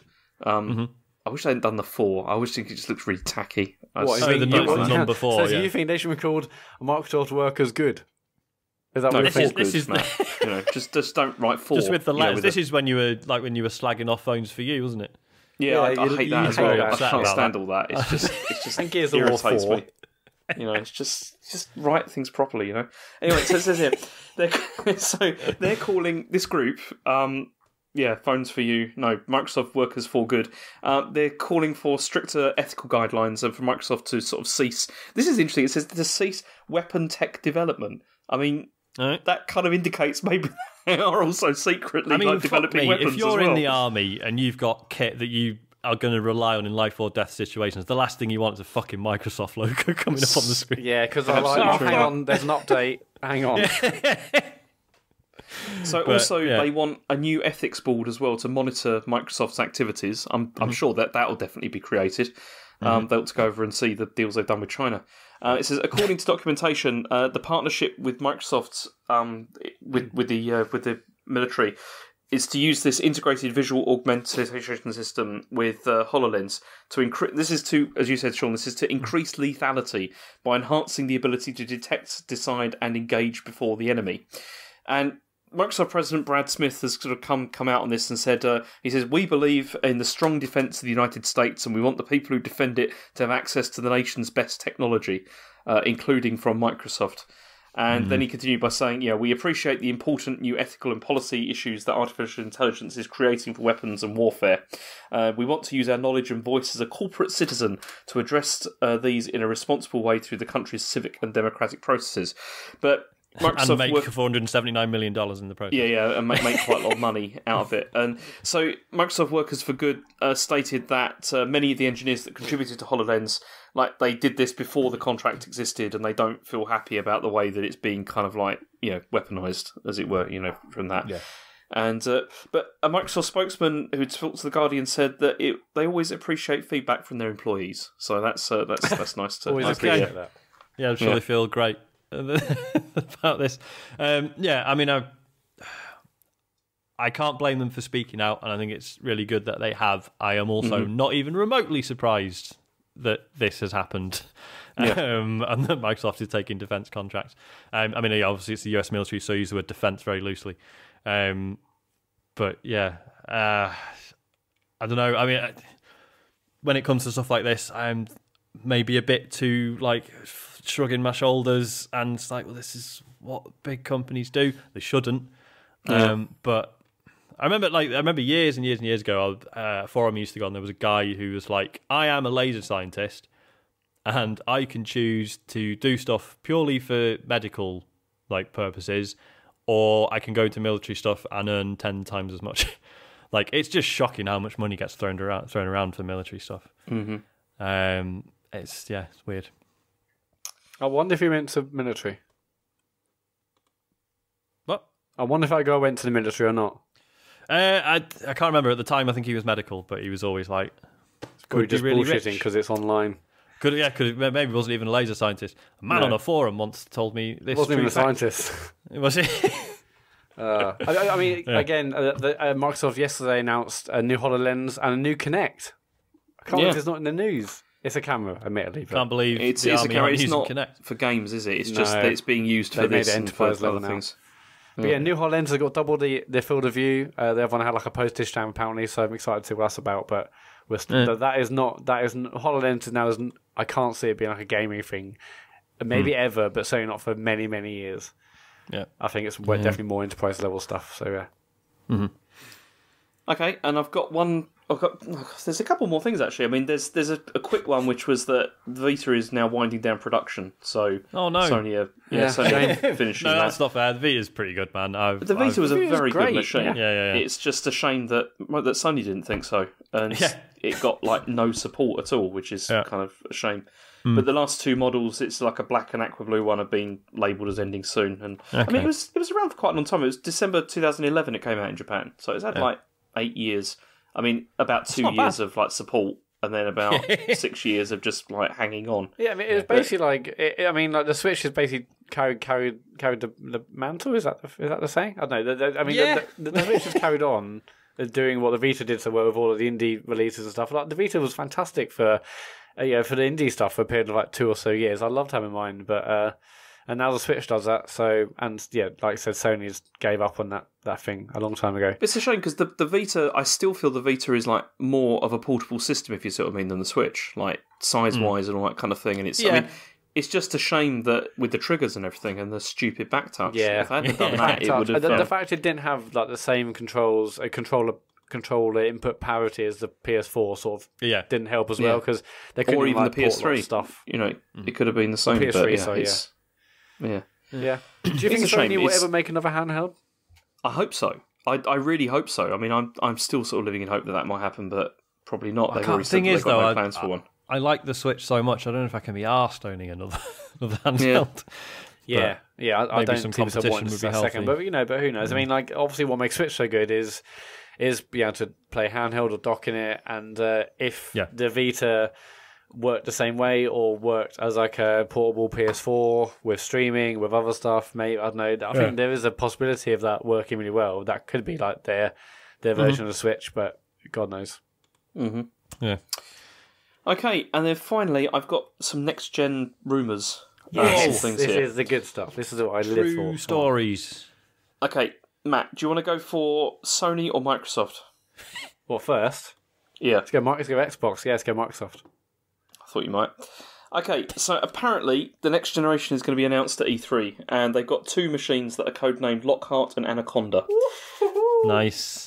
So I'm excited. Lockhart is apparently the entry-level device, and it won't have a disk drive, and it's going to be focused purely on digital downloads. Whereas Anaconda is the high-end one, priced that apparently will be priced similarly to the Xbox One X. Okay. Both are supposed to have 1 terabyte SSD drives. Okay. Yeah, which I will come to this in a second. But the Lockhart one's only got like 12 gigabyte of memory, but the Anaconda's got 16 gigabyte instead. But they both got the same CPU, like an 8-core, like 16 threads, that kind of thing. But the Anaconda's got like a more powerful GPU. Right. Although Tom Warren from The Verge has already said that the specs aren't entirely accurate. I mean, I'd have thought those SSD drives sound like prohibitively expensive to me, like a terabyte of that. Surely that would be very expensive. Yeah, terabyte SSD is not cheap. I mean, even like just buying like a 512 gig one or whatever, it's not that cheap at the moment still. So I know a terabyte seems to be a lot. But apparently it's scheduled to release for the end of 2020, and Halo Infinite is going to be a launch title with it. Although, apparently, Halo Infinite will also appear on the Xbox One, because Microsoft are still committed to that idea of ending generations, whereby there still will be, they'll release them across the generations. Okay. Sorry, I mean, 1 terabyte SSD currently is 65 quid on eBay, so not that much at all, really. I thought they were a lot more than that. Hang on, eBay, second hand. Well, okay, well, some of us on that scam for 150 quid, but anyway, whatever. I'm sure they're buying bulk. To be fair, they're not paying full retail. No, they're not going to get them from scam. That's for sure. Halo Infinite as a launch title makes total sense, and it will be quite exciting for that. And I guess we haven't seen that game for a long time. That makes sense to be pushed back or be optimized for whatever they're bringing up next. That does not make sense to bring that out on Xbox One. I'm sure it will work on all platforms. But to really optimise it for the new one would be brilliant. Yeah, I'll still be playing it on my original Xbox One, which is already like creaking all the time. It's terrible. Yeah, but apparently it's going to have RPG elements. It's exciting. I mean, the whole two versions of two different consoles, like the discless one that's more optimised for digital, the other one's like a big beefy powerhouse machine. I mean, the annoying thing is that it made me want to buy both. I was going to say I could happily mix and match there. I could happily get the more powerful one without a disc drive, but whatever. I mean, it does make me want to buy both, but then obviously the other one, who knows? I mean, it's exciting. I can't wait to see what they come up with. One thing when I read this and read other reports about it, I wasn't too jazzed about is that it said it'll be announced at E3 this year. That's like June 2019, but won't be available until it says early 2020. I thought it said late 2020. Well, yeah, it says early in this one. I read late as well. But anyway, let's say 2020. I mean, so it says the console's at the end of 2020, but then it says, as for other titles, the website reports that the next game by Ninja Theory, a newly acquired Microsoft studio, will be available by early 2020. So console is end of 2020. Like that's like a year and a half or so between them. I don't think that doesn't really work for me. Like that's a massive lead time. Well, what do you guys think about them announcing potentially in June and not releasing, say, that until November the following year? Depends what they announce, isn't it? If it's just like, here's like a tiny concept video, see you next year, then I mean, that's what they did for the X, didn't they? That's what they did for the... And, it was like, that was still exciting, but I don't know. It also feels a bit weird to like do that in June, knowing full well that Sony are probably going to do the same sort of thing in November, which... then gives them the opportunity to come out with something like more impressive or whatever. It seems a bit weird to try and get out ahead of it, especially seeing as the Xbox One X is like. I know, but especially seeing as like the Xbox One X is not that old either. Like it's not been out that long, and then they're already pushing like another one like at this stage. So the One X come out in November 2017. So it's had a good it's 2 years. It's not even 2 years. It's not that long. Yeah. But Microsoft, that's what they did that's what they killed with the Xbox to get the 360 out before PS3. Did they announce the one before the PS4? I think they probably did that as well. And they're going to want to do the same this time, for sure. I guess they can say, hey, here's a console, here's what we want to do with it. And then they've got 18 months, really. And particularly after Sony announced PS5 or showcase whatever they're going to do this year, they can mess around with the specs to make it more powerful, whatever they need to do. But I mean, it's not like... It's hardly like showing their cards. Like, we know consoles are coming. Yeah. It's not like, wow, what? They're going to release a console? What? It's not going to it's not going to take anyone, off guard or unawares. But, you guys know, and people listening now, I'm excited for the next gen and just to see what the hell Microsoft are going to do because they need to turn it around. And, it'd be amazing if we see stuff at E3. Obviously, as you said, Sony aren't going to be there. Maybe that's a great opportunity for Microsoft just to own E3 and say, here's the games that are coming. Here's all the studios we've got that are bringing games out for current Xboxes, and here's what we've got coming next year. But yeah, it's exciting. Are you excited at all, James, given that you aren't a fan of your Xbox? I guess so. I mean, I'm looking. I mean, I'm more interested in this, like whatever's cheapest, basically.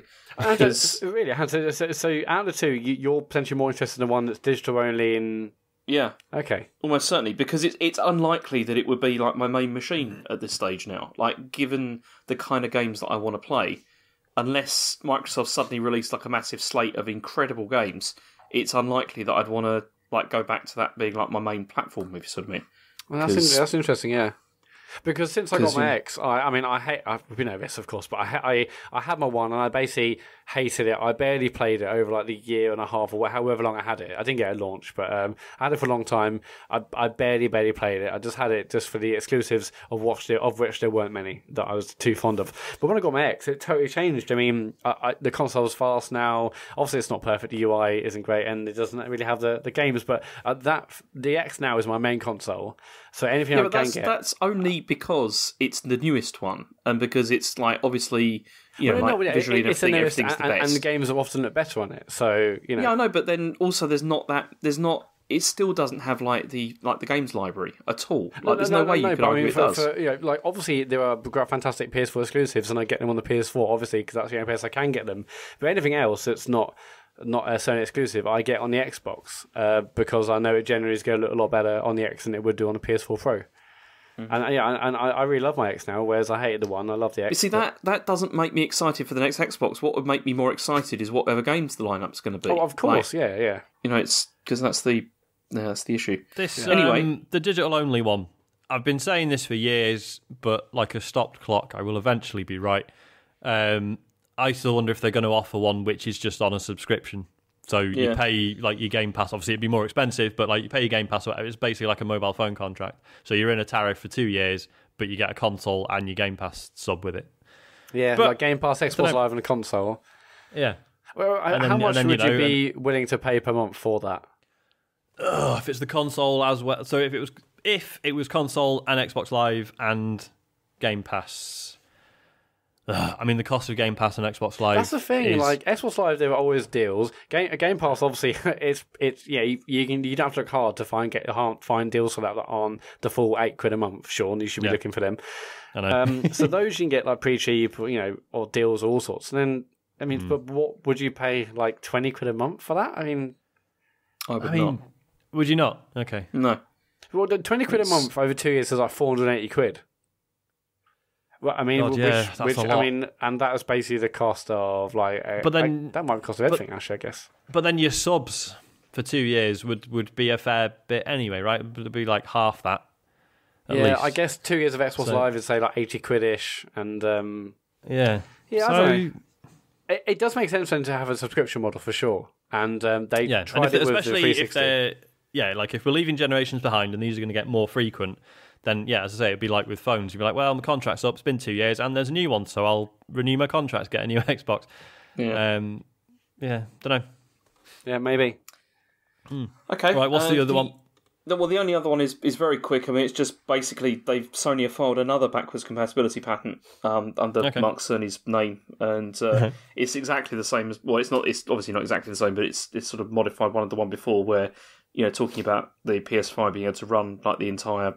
Library of PlayStation games. Mm-hmm. It's just building. The rumours are just building on what's already there, I guess. Yeah. So and GDC is coming, and that's often where we're going to hear lots of thoughts and rumours and leaks and stuff from people who've already got dev kits. So March should be quite exciting for this sort of stuff. Yeah. Cool. And that's it. That's all the news. Blimey. Big news week. What have we been playing? Now, I don't think many of us have got a lot to say, which is probably just as well because. It's taken us about 2 hours to do the news. Anyone particularly you want to go first, or I can go if you want? I don't mind. I wouldn't mind going first. Go for it. I mean, I've got very little because I've not played a lot this week. Right. I see one of the things on my list I didn't put on the list here that I did play this week briefly was Creed. Do you know this? Yeah, Creed. Is that the VR boxing game? This is the VR boxing game. Yeah, okay. I started playing. I started playing that, and it is excellent. It's incredibly fun, and yeah, I was sweating a lot by the time I came out of it. And it's it does the same thing as like what's called Beat Saber, is with like like the controllers like sort of give you sort of some sort of feedback when you hit people, and it's it does feel very satisfying to like knock someone down. It's in the game. It's it's great. Yeah, it's but you must be absolutely shattered afterwards. I mean, even like Wii boxing used to kill me, and like I'm sure there's another one on Connect maybe, and yeah, that stuff's just way too knackering for me. But it feels good, does it? So you hold the moves in each hand, do you? Yeah, you've got a move in each hand. You sort of stand there and you can like dodge and like you put the moves up to like guard and everything. But it's also got like all the training sessions, like playing like Rocky music and all that kind of stuff. It's pretty it's good. It's I'm going to play some more this week, I think, because it was pretty fun. Do we have a video of you doing that? Can your wife get us a video? Not. Okay. No, I mean every time I use it, like my wife's sitting there like laughing. I can hear her laughing in the background. Even though I've got my headphones in, so I can pump up the volume as loud. You can still hear her laughing and like getting the children to watch and stuff like that, and it's kind of annoying. But they have to be careful. Well, they have to be careful because I don't want to sort of like lash out, while I'm playing. Yes. You haven't played Beat Saber yet, have you, Sean? No, not yet. You need to sort that out. Fix that. I do. I so will. Good. Promise so good. For next week. So the other thing I played is I've been playing Xenoblade Chronicles 2, which I told you about before, and I'm not sure where I'm at with this now because I've had another change of opinion because I put about 15 hours into the game and I'm on chapter 4. But the other day I just felt like I didn't want to go on because the story just isn't particularly grabbing me, and I'm going from place to place, and the fetch quest side missions don't engage me either. And really, what I want to know, and maybe somebody who's played this who isn't me can tell me, is it worth continuing? Because like, does the story pick up? Does it like develop any more kind of depth than there already is? I'm not sure because I just sort of, you get that sort of feeling of like I could be playing something else like at this moment, and this is not. I'm just not enjoying this like very much at the moment. Exactly where we were last time. I swear you've said no. I only got as far as chapter 3 last time, so I've done better this time. I've got to like chapter 4. Okay. I mean, I even like deleted it and was like, okay, I'm done with this. But then today I like put it back in again. Was like, oh, maybe I should give it another go. But it's just, I mean, the thing is it's like, I mean, the JRPGs that I played that I've really enjoyed is like, I mean, obviously Persona I really, really enjoyed, and it's not that Persona's story is any more deep than this necessarily. It's just that I prefer the aesthetic of those games and like sort of the environment and everything. And I don't know, I'm not really getting on with it at the moment. But maybe I just need to keep giving it a try. I'm not sure. Or maybe you just need to stop. Yeah. I come to that conclusion. It's like I just don't like JRPGs that much apart from Persona. Is the problem. It's a shame, isn't it, when you can play a game that's like like a genre you don't normally mess with. Oh fuck, maybe I actually like these games again, and then it just turns out that one you played was just like totally exceptional, and it's a shame. And because the thing is for me, it's always about the story and like whether that's why I ended up like preferring stuff like visual novels and stuff, because that is just story, and that's what I'm interested in. And with this, it's like the combat it's fine. I mean, it's obviously incredibly complex, like to the point where it's like even like 15 hours in, it keeps still popping up with new tutorials on new aspects of the battle system. Right. And it's like, you're 15 hours in. Like, that's... I'm not sure it should be doing that still at this stage. And I know and I understand that obviously it's very rewarding for people that, like have learned how the system works, like perfectly and all that kind of thing. But I don't know, I'm just... the combat is not something I particularly enjoyed like that much with it, so I'm not so sure. It's... I don't know. I guess we'll see. But the other thing I played New Super Mario Bros. U, which I've spoken about already. I mean, I finished that this week, but now I'm onto the coin collecting and New Super Luigi Brothers and all that. It's still a fantastic game. I still think it's one of the best 2D Mario games that you can get. And as we've heard, they're all shit. Yeah, they're all they're all terrible. They're all terrible, rubbish, boring games. Yeah, it's not good. But anyway, the main thing though that I played over the weekend was Destiny 2. Yes. And it was Anthem that got me to play this again, because I played a bit of Anthem. That's definitely what they wanted. Yeah, I played a bit of Anthem, then I was like, I'd like to be playing something like this, but really good. And so then I thought, okay, I'm going to go back to this. So I bought the expansion, the Forsaken expansion, because it also comes with all the stuff before it, and it was on sale on PSN, which was good. And I didn't use the level up chip either that they give you, because they give you that upgrade chip. So over the weekend, I went from about level 25, I think, to 32. So I played it a fair bit, because the family were out, especially on Sunday, and I went straight into Curse of Osiris, and I enjoyed that, even though I'd been told that it's not very good. I still enjoyed it and thought it was pretty good. And then I just spent the rest of the time just doing random quests and just getting my power level up, which is, I'm still it's pathetic 327, which isn't very good, but that's all right. But I still was really enjoying my time with it, and I was saying to Sean earlier, Matt, about this. It's like I've played a lot of shooters over the last year or so, but most of them haven't been very good, in terms of the shooting mechanics, PUBG and stuff like that. Whereas this, you come back to it, and it's like, this is so good. Yeah. It feels so good. It just feels amazing to shoot. It just does. So just do that, and I just got totally sucked back into that. And the whole game now, the last time I played this was when it came out, and I finished the campaign and then was kind of felt done with it. But now, in the intervening time, it feels so much more polished now than it did before. Yeah. And I even did the weekly challenges and had to go on the Crucible, which I've never done before. And it was just that kind of constantly feeding me new stuff as well, like new equipment and all that kind of thing. As I said before, I don't really care about loot, but for some reason in this game, there is a really nice sort of feedback you get from that, of upgrading your stuff, constantly getting new good stuff, and then you get to a high level and it's okay, there's some new stuff I can get now, and it seems endless, the rewards that you get from it as well. Which the Crucible stuff is excellent too. When they have the limited events at Iron Banner, that was just that was so good. I used to plan my weeks out saying, because I'm not sure how much it's changed in Destiny 2. I know when I played the first Destiny 2 Iron Banner, it was totally different. Have they reverted it back to how it was in Destiny 1, Sean? I don't think they have, no, because Destiny 1, it had the whole thing where you got more rewards further into the week, right? Yeah, so you basically bought this coin from, was it Lord Sax? Saladin, yeah. Yeah, but you bought this coin, and basically on the first day of Iron Banner, and I think the last 4 or 5 days, that coin gave it an extra 10% bonus on things you're earning, but then on day 2 it's 20%, 30%, and then on the the last 2 days was 100% or 110%. So you could really you could either hammer it all week, and it will take you longer to get to, basically, because you can also rank up to 5 ranks to be able to buy cool stuff at the end of it. But we can just wait till Saturday and Sunday and really hammer it, and because you've got the 100% bonus. Anyway, even that stuff is just really fun. So when there's a bit Iron Banner event, brilliant, I'll play a bit tonight and then play it more towards the end of the weekend. It was brilliant, yeah. I played the whole thing. I've been just playing on my own. I haven't played with other people apart from some public events and stuff like that. But I've just been enjoying myself. Just doing that. It's been great. I need to, do a strike or something like that, because I've never done a raid either, in my life. So, at the moment, there's no way I can, because obviously my level's not anywhere near high enough. But it's just fun. Get there. Have you not even done a strike yet in Destiny 2?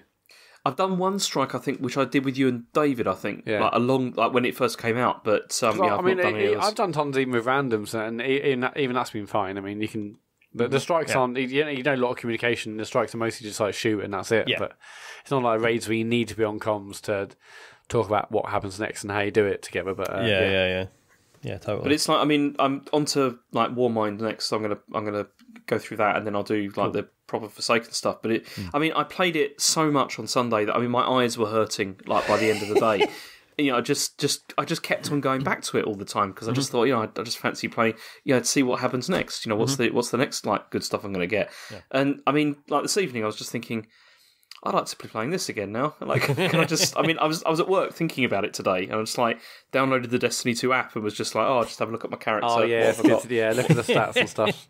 What have I got to do next? What milestones can I reach and everything? And it's just, it's just really good. And it's interesting because, obviously the bit you're now doing has been redesigned since I did it when it came out.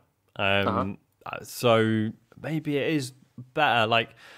The Curse of Osiris DLC was disappointing because when they did the little videos about it, they were like, oh, the Infinite Forest is this area, it's this thing that the Vex have where it's like a virtual construct and it's different every time you go. And I was like, holy shit, so it's going to be a sort of a kind of roguelike sort of dungeon rush mode where it's just randomly generated. And it's not that at all. It's just here are some story missions where you go through this area, and it's just it's just like randomly sort of built together. Except, it's just not that interesting, unfortunately. But going into it with like zero expectations, it's probably fine. Yeah, and that's the thing. I mean, I had no expectations with this because I'd heard it wasn't great, and it's just I didn't really care that much because it was still really fun to shoot stuff, and so it was absolutely fine. It's good. I mean, I'm really excited for you PS4, right, James? Yeah, PS4. Yeah. I'm excited about you getting onto the Forsaken stuff because that is cool as hell. Yeah, because people were saying that was basically even better than Taken King. And everyone said Taken King was an amazing expansion. Yeah. Which it was. I'll have to find out what the power requirement is for the first raid, and then we'll see. Just to get a feel for how far off you are, and then we'll see if we can plan something, because that would be cool if we could manage to do that. Yeah, I mean, we could like stream or something like that. Would be good. Yeah, we could do something like that. It'd be fun. Might be really stressful, but we'll see. But it is excellent, and I'm very much enjoying it. Which is it's becoming something. Yeah, as I said, I just keep thinking about playing it, which is a good sign. You should find some Destiny 2 podcasts to download and listen to. Yeah, or start a spreadsheet. I don't know, whatever takes your fancy. So the only other thing I played, obviously, was Deadly Premonition, and I've only got one thing to say about this, which is that my car ran out of petrol. It eventually happened. Yes, amazing. It did actually happen, and I was not expecting it to happen, and it did, and it was very annoying because it ran out on one side of the town, and I had to get to the other, so I had to run like across the map because it seems you can't like Grand Theft Auto any cars or anything like that, so you're just stuck. And I don't know now if that car's just stuck there without any petrol. I even walked to a petrol station, but you can't buy any. Obviously, you have to drive the car there, and how does that work then? I don't know. Well, you see, the thing is, I couldn't see any petrol gauge either. And I think it's because the petrol gauge is on the bottom right, which is also where the Twitch banner happens to be. So you can't see, like, if I'm running out of petrol, which is amazing. Another brilliant Xbox, design UI choice. Yep. It's really, really irritating. So brilliant. I don't know, but I had a good time with it. It was still fine. It's just it was just irritating having to walk across the town. Yeah, I can imagine.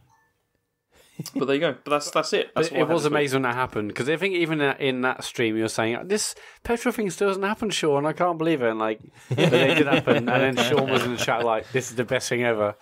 Yeah, it was. And so also, funny. I mean, because I was in the car with the policewoman as well, and she was like, "Oh, I'm just gonna." She said, "I'll go on ahead." And I'm like, "Wait, where are you going?" And then so I ran across the map, and then she was waiting there with a car, and I'm like, "Why couldn't you give me a lift?" Just like, it's just ridiculous, but never mind. Brilliant. That's everything, yeah? That's everything, yeah. I'll do mine. I'll try and be quick. No, you don't have to. I've played literally. I mean, I should go through mine. It's just one game. Yeah, all right, go for it. I played a tiny bit of Metro Exodus. I got it late in the week. I've only played like 90 minutes of it. Have you two played the previous two games for this? No. I haven't. I've got them on Xbox because they were free with things, I think, at some point, but I've never touched them. Mm-hmm. Yeah, I mean, I've been interested in them, and I played a tiny bit of the one before this one. I think on Game Pass for an hour or so, but I stopped. But I got this, and I've been really interested in this because when it first got announced, it looked fantastic. I was really hyped, and I was like, "Okay, this looks fantastic. I'm quite into playing this game when it comes out." Then I played that demo at EGX, and it's basically like a little tiny. Area where you're just killing dudes, and it's like, well, this isn't anything what I thought the game would be like. Then there's that trailer that came out pre-launch, and it seemed really exciting again. And I'm only 90 minutes in, and the first 90 minutes are really slow. You're basically it's not open world. It's basically like a linear story sort of thing. At that point where you start off, and you're Artyom, I think is the guy's name. He's the main character, I think, from the previous two games actually. Okay, and you start off, and you're basically. In this land, in this this destroyed landscape, and you're above ground, and eventually in this opening scene you get chased by these wolves, and I guess attacked, but you basically get attacked by those wolves, and then you're picked up and saved by the rest of your sort of comrades, and they're like, well, you should be going out in the open, out on the surface again, and like what you're doing is just reckless and it's ridiculous. Your wife comes in and she's pissed off because you've done that thing again. Your father-in-law. Is also pissed off and basically saying like you shouldn't do this again. You keep doing this; it's ridiculous. I think Artyom is obsessed with the fact that he heard a signal, or he thinks there's other people out in the world, and so he keeps going out on his adventures out on the surface. And everyone's like, "You're an idiot! What, you gonna get yourself killed?" Anyway, then after that initial sort of scene, you and your wife are out on this other expedition out on the surface, and you see a train go by. and then some other stuff happens that's really interesting, and then you're basically on this train going from location to location. And I've just got into the bit where I think it's getting into the open world area now. And I'm actually already quite enjoying, like, because even on this train there's tons of different like characters, and I've seen a couple of reviews. Some have been positive, largely they've been okay, but I'm already getting a bit of like a Wolfenstein vibe from this. Only the fact there's like tons of interesting characters in this small enclosed location that would be like Wolfenstein, and I'm quite interested to see how those characters develop and if they're as well written as the ones in Wolfenstein, because I get the impression you basically stay on this train goes around Russia, around the map or whatever, through different seasons, and it keeps stopping off at various locations for you to do tasks and missions. But so I get the impression you really get to know the characters on board. So I'm really interested to know if that progresses well, and if the characters are well developed, and how the story, progresses as well. So yeah, I'm only 90 minutes in. Unfortunately, I got to play barely anything this week other than Resi 2 and Bloodborne. Still on Resi. I died for the first time in Resi 2, which is annoying. Admittedly, it wasn't. This is the first time you've died. Yeah. After all that, so basically, Leon. There's a bit where you go and you play as Ada, and I got smashed up by Mr. X twice actually. Or no, once by Mr. X, another time in a furnace. So yeah, I've died, which is annoying. But I'm still in like the sewer area, and I'm trying to collect these like pieces of like these chess pieces which act as keys. So I'm doing that. I mean, apparently I might only be like as little as like 2 to 4 hours away from finishing it. Who knows? Okay. But right now I'm not sure I can be bothered to play through Claire's playthrough. Yeah. This has taken me like 7 or 8 hours so far. It's been pretty stressful. I would like to maybe play something else, or have another evening to myself or whatever. But people say you should definitely get through Claire's playthrough as well, and it won't take as long because it's. You should, but I don't think you need to do it immediately. I think you could come back to it maybe a bit later and sort of re-experience it again. I guess I'm worried that if I don't do it now, I may not get back, but who knows? I mean, I guess my worry is like, well, hang on, I've played 7 or so hours in this so far, or maybe close to 8. Maybe it could be as much as 10 to 12 by the time I finish it. Do I really want to do another 12 hours? But apparently the second playthrough Claire's... The first playthrough you do as the other character is much shorter. Because I think like what unlocks what, and some areas are already sorted, and Claire's I think starts a bit later on as well. So maybe, but I don't know. But let me get Leon's story finished first. I am definitely enjoying it way more than I was 2 or 3 streams ago. Bloodborne. I think finishing it. I think finishing Resi 2 with one character, I would call that off your plate personally. I mean, given how it was 2 or 3 streams ago. I'm amazed I'm still this far, and I'm enjoying it again, which is the main thing. That one when Mr. X was chasing me in the PlayStation originally, it's just way too stressful. I felt like I was about to die. But I mean, now when he chases me, I'm not a fan of it, of course, but I can deal with it a lot more. And just playing as a different character and see more of the story has got me excited. And new locations is getting me way more, and also like new weapons, new enemy types. I'm really excited to get back to it. And I really wanted to do another one actually last week, but ran out of time and stuff. But because one a week isn't enough, I want to play it more really. But we'll see. So I'm still playing that, still playing Bloodborne, still loving it. But that's all I've been playing this week. Cool. Thanks to James, I played a load of Destiny 2 last night because he mentioned he was playing it, and I thought, actually, Destiny 2 is very good. Actually, it is a great game. Nothing really to say about it other than I'm excited because in a couple of weeks it's going to be the season of the Drifter, which is the guy who runs Gambit, which is my favourite game mode, and apparently the new content that's coming is all like all focused around that, so I'm excited. Bit more of Tetris 99.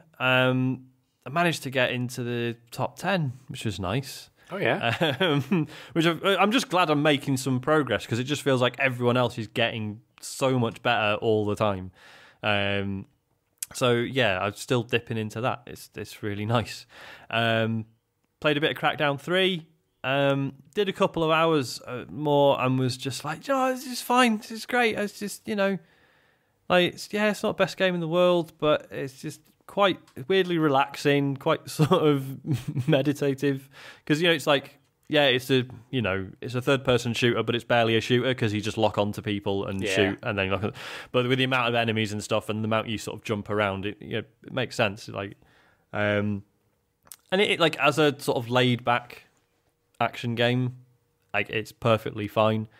But then I just like, I don't know, and then I stopped playing it, and I was like, 3 hours have passed.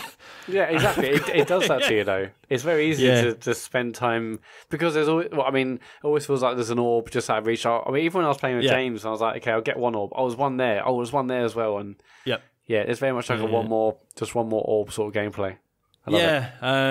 And I sort of came away like, I've spent that much time on it, but what can I say about what I've done in the last 3 hours? Not a lot. Jumped around, shot some guys, got some orbs. I can totally see why like some people are like well into it. I think if I had nothing else on at the moment, it's like it is just like a nice game to play and not really think a huge amount. But yeah, I think I'm all right. I think I'm done. The thing that's good about it is like, I think we've had the question a few times on the show, but it's like, what games do you play, before you go to bed, or as a palate cleanser? This is a perfect sort of like chill out. Oh yeah, okay. totally, I may have had a stressful time playing Resi 2 or some other games, and I just want to like play something to calm myself down before bed. Like Crackdown 3, I guess the only trouble is like 15 minutes of calming down will turn into like half an hour because you want to get all the orbs, and it's definitely a chill out game. I loved it for that. Matt, have you gone back to it this week? I haven't. I barely played anything this week, unfortunately. I haven't even played Tetris 99. I was loving that. No, it's nothing. It's been a half term. I've been absolutely fucked in the evenings. It's just been a tough old week. I've been under the weather and all sorts. But the evenings I did not have time for games. I was too busy trying to deal with what's happening in the daytime. Frankly, fair dues. Have you gone back, James? No. Do you ever intend to? I thought I played Destiny 2 instead, which I enjoyed more. But yeah. Do you ever intend on going back or not, James? I might do. I mean, sometimes I feel like it because I just think, especially if it's like a short campaign, knock that one out, be fine. But I don't know, maybe. What else? Kingdom Hearts 3. I promised I would play. Yes. So you finished that. You finished it, Sean. Yes, I finished it in an hour, and right. So I think I spent about 90 minutes on it. Like today. Was that just watching videos on YouTube about the lore? Well, see, this is the thing. Of that 90 minutes, I think I played for maybe 10 of those. The rest was just watching stuff. So the thing with Kingdom Hearts 3, right, is that by now the series is like so sure of what it is that like it's almost above criticism because it doesn't give a fuck. But like, if you don't like Kingdom Hearts by now, it's making no attempt to get you into it. There is like a story recap thing, but I mean, God knows how long that goes on for. It's like a totally sort of separate, like optional bit in like the main menu. But it because it's just such a weird thing. Like obviously, Disney. Crossed with like Final Fantasy and other sort of Square Enix stuff.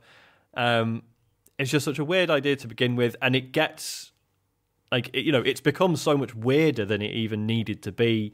And the story, as we all know, is massively convoluted, and it's not just like, oh well, you can play the main 3 and get an idea of what's going on, but also there's these other games that kind of flesh it out. Like those other games are kind of essential to knowing what's going on. So, like, obviously, people who really like it, really fucking like it. Because if you want to get invested in something that spans, like, 10 different fucking games, here it is. So, it's, to sort of be, like, for me to play it and be like, the cutscenes were quite long, and I was a bit bored, and the combat hasn't really changed. That's all on purpose. Like, it's supposed to be that. Like, that's... so it's sort of... I don't think that's an issue. You think it is an issue? No, I don't think it is an issue at all. It is what it is. Like that's what I mean. Yeah, it's kind of. I could sit here and explain why it's not really for me, but millions of people fucking love it, and fair play to them. I don't like it while simultaneously being weirdly glad it exists because it's just such an odd thing to have happened and to have had millions and millions of dollars poured into it. Like, the production values are through the roof. Like, it's beautiful. Like, the amount of CG in it, it's just constant, like, all these mad cutscenes with all weird, trippy shit happening. That's all representations of like stuff that's happened in previous games. And like, oh, this character exists because this guy removed his heart, and this is the body that was left behind, and he's now another main character. And then this other person was made out of the main character's memories of some things that he doesn't remember anymore. And it's all just loads of stupid shit.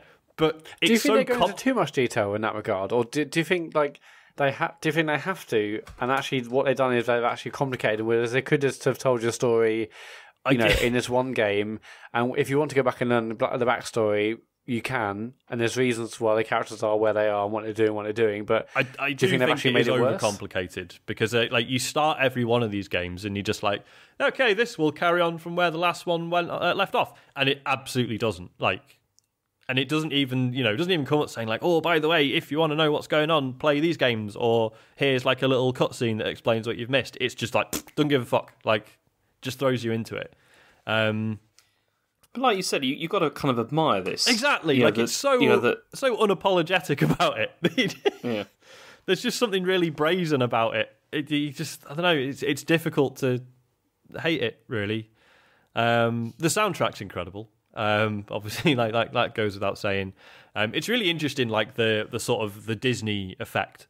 Like when you open up the main menu and there's like a little thing in the top corner that's like before you stream, and there's like the triangle button, and you press it and it's like, look, you can stream the game, but if it turns out you're just streaming like the soundtrack and the Disney stuff, then we'll have you. Like, it's getting done. And like literally, like, because there's an intro cutscene that just has like the theme from Kingdom Hearts 3, which is another hit single from Utada Hikaru, and it's like, because it just plays the song in its entirety for that cutscene, it blocks you from recording that section of the game. It comes up with a little notification like, no, this is a blocked scene, you can't record it, because they don't want you getting that song for free and putting it online. So that stuff's weird. Have you heard the Skrillex song yet? I haven't. Oh, I think I get. No, that's the one, isn't it? Yeah, of course. That's the. Yeah, sorry. That's the. Oh, that is the main I'm talking thing, about. Yeah, that'd be one. Yeah. So yeah, it's like I say, I it's not for me, but I can't help but admire what it is. So yeah, that's Kingdom Hearts 3. I don't think I'm gonna go back to it, unless I don't know. Like, I know that we have some real fans among the listeners. At the moment, I'm still in the opening bit in Hercules Land. Or Greece, as I guess it's otherwise known. And if it improves a lot, then I might go back to it. But can you do any of the lands or worlds in whatever order you want, or is it a set linear? It's very much like, yeah. So all I've done is a load of cutscenes, and then here you go, you're in ancient Greece. I don't know. Like, I know previous games have let you sort of like pick different paths through the worlds from there on. I don't know if it does that or not. I suppose I should at least carry on to like, because I don't really care about Hercules, and there's also, I know there's like a Pirates of the Caribbean land. Yeah, see, this is the thing. I would like to see the Frozen one. I would like to see. Is Toy Story in there? Other stuff, maybe. I think it's Monsters. I think Monsters Inc. is in it, and Monsters everyone's Inc. been like, I'd love to see those ones. Yeah. So weren't they like pushing the more recent stuff like really hard? Yeah, like the Frozen one was in all the recent E3 stuff, wasn't it? Mm-hmm. So yeah. Just what a weird fucking series. Does it feel really old? Because obviously development has started so long ago, but does it feel like an old game or not? I mean, the combat, right, it's weird because you start Kingdom Hearts 3 and it's like, oh, Sora has lost all of his powers, and that's why you're rubbish again. And like, my memories of like, because I've played and finished Kingdom Hearts 1 and 2, and like my memories of finishing Kingdom Hearts 2 is like, you end the game like so fucking overpowered, and you've got all like these different like forms you change into, and you just fucking like streaming around, just battering the shit out of everything. So that's what I remember. And then starting Kingdom Hearts 3, it's like, oh good, normal enemies take like 4 hits to kill. And it's like, feels a bit slow and clunky. They've kept the free flow stuff, I think it's called free flow, from the 3DS one, where it's like it's like sort of parkour style stuff. Like if there's like a lamppost or a column or something, you can like grab it and swing round and do different attacks and stuff. That stuff's pretty cool, but it's not like what I've played. It's not been used all that much just yet. Yeah, but like the actual sort of feel of the combat, like I don't think it's really changed since the first one. So I guess it does maybe feel a little bit dated in that sense. But again, that's what people want. They don't want it fucked with, I don't think. And maybe it will still end up being really fun if, like I say, like the end of 2, you sort of end up really overpowered and you've got all these cool abilities and stuff. Maybe I'm still comparing it to that, which is maybe unfair. So I don't know. But yeah, what an interesting game that I'm probably never going to play again. Yeah. Speaking of games I'm never going to play again, I've played a bit of Anthem this week. Oh, yeah? Do you know, I'm looking forward to this. I want to hear all about this. Oh, it's fucked, man. It's just like... But is it, though? Because, I mean, you go on forums and stuff like that, and there's a quite sort of vociferous defence force of this game. Yeah, you know, like people like it, and they're more than welcome to, and... there are better games like this. I mean, where to even start? So, you know, I've said for ages, like, do you know what? If it's a decent Destiny clone with a BioWare story, that's all I want. That's absolutely fine. I'm into that. It's not even that. Like, it's not a particularly good Destiny clone. It's not a BioWare story. Like, it's just... There's no like convincing like world building stuff. It's just like you're in this city, you do this one mission that goes bad, and then suddenly everyone doesn't like the people in the robot suits anymore because they failed this one time, and suddenly they're like all disgraced or whatever. The freelancers they're called, and it like. And you know, like when we talked about the demo, it's like, oh, it's just throwing around all these terms for like different factions and groups and stuff, and we don't really know who they are. Full game does that as well. Doesn't really introduce a lot of it particularly well. There's dialogue choices, but they mean literally nothing. You can't like affect anything that happens. The dialogue itself is fine, and I quite like some of the characters. There's like, especially when you're in like the town bit, Fort Tarsis, and you're like chatting with people. Like there's a lot of really good like motion capture stuff. So your like main like helper guy, he's called Owen. He's a bit like irritating and a bit sort of chirpy, but when you meet him in town, like there's so much detail in the motion capture that there are like jokes that are just gestures or a little shift of the eyes or a little thumbs up or whatever, just little things like that are like really noticeable and quite well done. But then obviously so much of the story in quote marks is delivered like in your ear when you're in missions and you've probably got your mates talking over it, or you know, so you just miss all of that really. But isn't loads of the story also delivered in like those but basically in like scripture around the game, isn't that? Yeah, so they've basically nicked the Grimoire cards from Destiny, which everyone agreed were a shit idea. So I don't know what they were thinking there. And yeah, you don't have, like obviously all BioWare games are marked by the fact that you have like these really cool companions, and you have your favourites that you always bring out on missions. Whereas this is like, whenever you go on a mission, it just partners you up with random other players, which I mean is annoying enough because it just means you're just with a load of strangers that you don't know and you're not talking to them. You're never going to see them again. And sometimes you will start a mission, and if the others just like happen to load in more quickly than you did, they've already flown off, and almost immediately you're getting bollocked for being too far behind them. It does this really annoying rubber banding thing. Actually, yeah, so it does this really annoying rubber banding thing where if you're too far behind everyone else, it's like you've got 30 seconds, catch up with them. And if you don't catch up with them in time, you then get a loading screen while it sends you to wherever the other players are. Now, Destiny 2 does this, but only when you get to like a boss or like an important encounter or whatever. Yeah. Whereas in Anthem, it's literally like, you've started the mission, they've all flown off, get a fucking move on.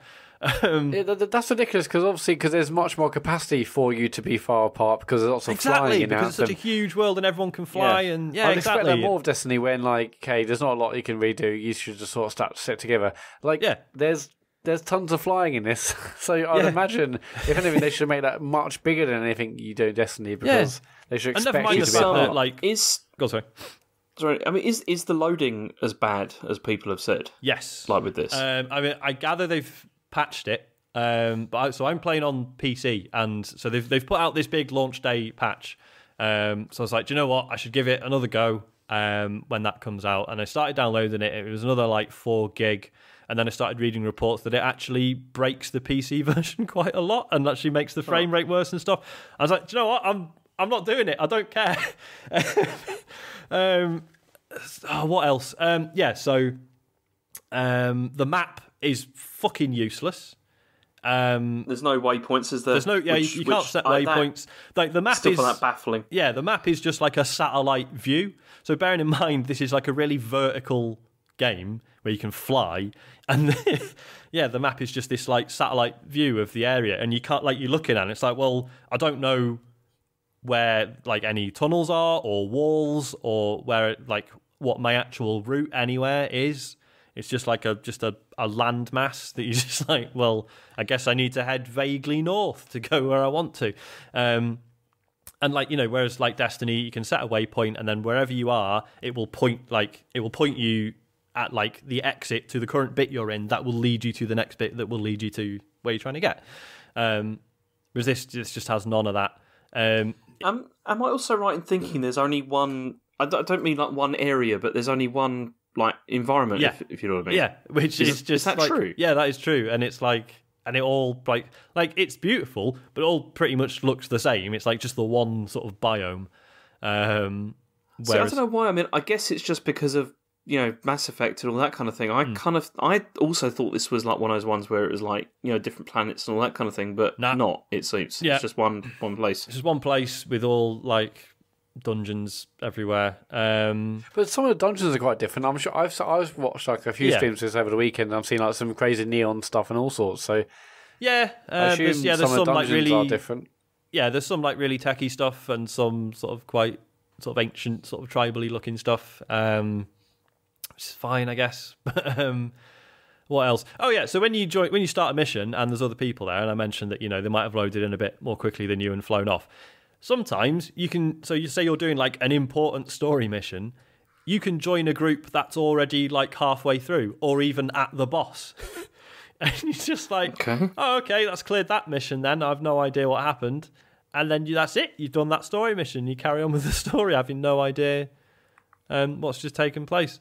Yeah, just the so thing many. The thing I've heard about, which is another issue, which I can't believe they've it's in there, is like the fact that if you get like loot or whatever, you have to basically wait until the mission's over to like equip it or check it out, and then you can't test it or see what it's like until you like say exit that load, go to Thought Tarsus or wherever you can go to change your loadout or check your loot, go back into the game to test it. If that isn't working for you, you got to exit again. I'm sure like that Destiny did that when it first came out. I'm sure there's a thing where you had to like exit, and maybe it was cashing bounties or something. I'm not sure. It was engrams, wasn't it? Engrams, so yeah. Definitely. It's like, okay, well, this is ridiculous. Engrams. But then they changed that for like it's a really nice quality of life thing where that just opened, and you could see that stuff wherever you were. Like, why do you think that isn't the case here? Like, they just developed it so early and they can't change it, or like, because you would have think like Destiny's had how old's Destiny? Like 3 or 4 years of learnings. Mm-hmm. They think a new game like this, Anthem, is going to take all those learnings on board, make sure all the quality of life things that Destiny has improved upon and done so well, and and changed itself around all the big quality of life changes that people wanted. Anthem would start with them at least for day one, so then we know where we are things. But I could understand. Like, I don't like it, but I could understand if it was, so you're in a mission and, like, it'll just say you found an epic item or a rare item or whatever, and then, you have to go back to Fort Tarsus to find out what it was. I put up with that in Destiny. I could do that here. Why? Like, the reason it sucks in Anthem is that it's like, okay, I got some epic loot, back to town, really long loading screen. Okay, go to the forge. Pretty long loading screen again. Okay, equip the thing. Loading screen back into Fort Tarsus. Okay, back into the world again. Another really long loading screen. Oh, I've tried the gun out and I don't really like it. Back to Fort Tarsus. It's fucking you can't change your loadout once you out in the world. Loadout, the lack of loadout changing in an actual mission is shocking. I mean, I can understand. Like we talked before when we talked about the demo. I really like the fact that you can have like all your different classes, like, and you can switch between them and stuff. And I can understand not letting you switch between different suits in, you know, when you're out in the wild. But like the fact that you can't even change your abilities or your weapons or anything without going back to Fort Tarsis, doing another loading screen to go to the forge and then change. It's bollocks. So that is terrible, especially if you're thinking like you need specific weapons for different kinds of bosses and stuff like that, and you're just like, you get somewhere and you're like, I'm not equipped for this, and you can't make any changes. The weapons themselves are just boring. Like, you know, there's basically only like a really limited number of weapon types, which again is the same in Destiny, but it's literally just like there's this one type of. There's like, you know, 3 different types of pistol. One's a machine pistol, one's a heavy pistol, one's, you know, and there's no like interesting quirks as you get better. They just get more powerful and just do more damage, as far as I could tell. Maybe that gets more interesting. But again, Destiny 2 gives you an exotic weapon right at the fucking first mission, just to give you a taste of like, this is how interesting things will get. Like, you'll get loads of weapons like this, and it'll be really fascinating because they all have like different like quirky abilities and stuff. So it just felt like there's not enough variation there. The full game still doesn't explain the combo system. So, like, without, you know, going away and doing your research online, you wouldn't know that was in the game. It still doesn't tell you which of your abilities are primers or detonators, far as I could tell anyway. And, you know, Monster Hunter fan, I'm not averse to having to go away and look things up. But, like, with Monster Hunter, that has been the case in the past because it's really fucking complicated. The combo system in Anthem is not that hard to get your head around. It just doesn't tell you what it is. So there's no tutorial then to the game? I mean, yeah, barely. But it's just like, here's how you move around and shoot. And that's it. It doesn't explain the combo stuff at all. I mean, again, they could add that, and I'm sure they will. But it just seems like a really fundamental thing to miss out. Yeah. What else is rubbish? It's just weird, isn't it? It's like you were saying, it's like you would think that it would at least be as good as like original Destiny. Yeah. Like, do you know what I mean? Like at this stage. I mean, it probably is as good as like original Destiny. Because that had a lot of problems. Yeah, that came out ages ago. Well, exactly. Like lessons have been learned and should have been implemented here. And they just haven't. I mean, it sort of doesn't matter because in a year's time, or you know, or whatever, in the next few months, there's going to be loads of updates, and it will ultimately be good. Well, do you not think they're going to do that, James? It depends, doesn't it? If there's anyone playing it, Matt, it's like you could say that, you know, like it's going to get all this and that, you know, whatever, but. EA don't have a great track record of sticking with things, you know, if they're not making money. Yeah. And I guess yeah, I mean, this would be the worst one yet if they were to ditch this. But I think that they'll keep a team on this and they will keep updating it. And I think in a year's time will be Anthem's actually great. But no, I mean, fingers crossed that is exactly what happens, because there is something here. I like the robot suits. I quite enjoy occasionally playing as the Interceptor, which is the fast ninja one. Like, it's got this cool move set where it's like a lot more sort of melee and ability focused.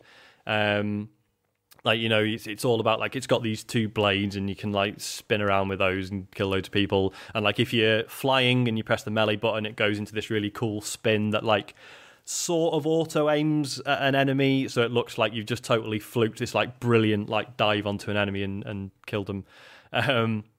Stuff like that's pretty cool. I do really like the designs of the robots. As I say, some of the dialogue and some of the interactions with the characters actually like genuinely quite funny.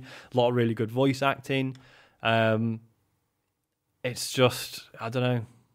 I don't know what they're going to do with it to fix it. I think it's got a long fucking road ahead of it. I do feel like it's kind of a shame that like you're in these Iron Man style suits, but then you're also just using guns. Like, it's not like just abilities in the suit. You know, like, if like, would Iron Man be as cool if he was carrying an assault rifle at all times? Do you know what I mean? Yeah. But I mean, maybe that's just me being a knob. What a shame. Like I said, I know people are enjoying it, and I'm glad they are. I don't see it myself. Yeah, I watched a fair bit of this streaming over the weekend. Some people followed like massively into it, and they're just streaming for hours a day. So I've watched a fair bit if I've seen it on Twitter and stuff. And Yeah, it looks fine. And this weekend I was sort of like, it's a shame I'm sort of missing out on this event, this new game that's out, and everyone's sort of learning the game together, and that's always the most fun bit of video game launches, especially games of this type where people are like, what level are you now, and like, what have you done, and how's this machine work, how's that weapon work, and I was sort of like, it's a shame I'm sort of missing out on that, and it sort of made me wish I was sort of back in that sort of game again. But yeah, it's an interesting one. I'm interested to know what sales figures are like properly after like a month or so, and what their roadmap is. I think they have actually already outlined their roadmap in all honesty, or what they're going to do in the next few weeks and months. But I genuinely think in a year's time we'll be like, actually Anthem is brilliant, and maybe we'll all be playing. I hope so. I really do. It's just hard to see them ditching it within a year. No way. No. Yeah, you would hope not. But it's EA, so yeah, EA have done that in the past. Well, what's been EA's most like high-profile ditching of a game then? Like this is their biggest bet, surely. Yeah, you think so, wouldn't you?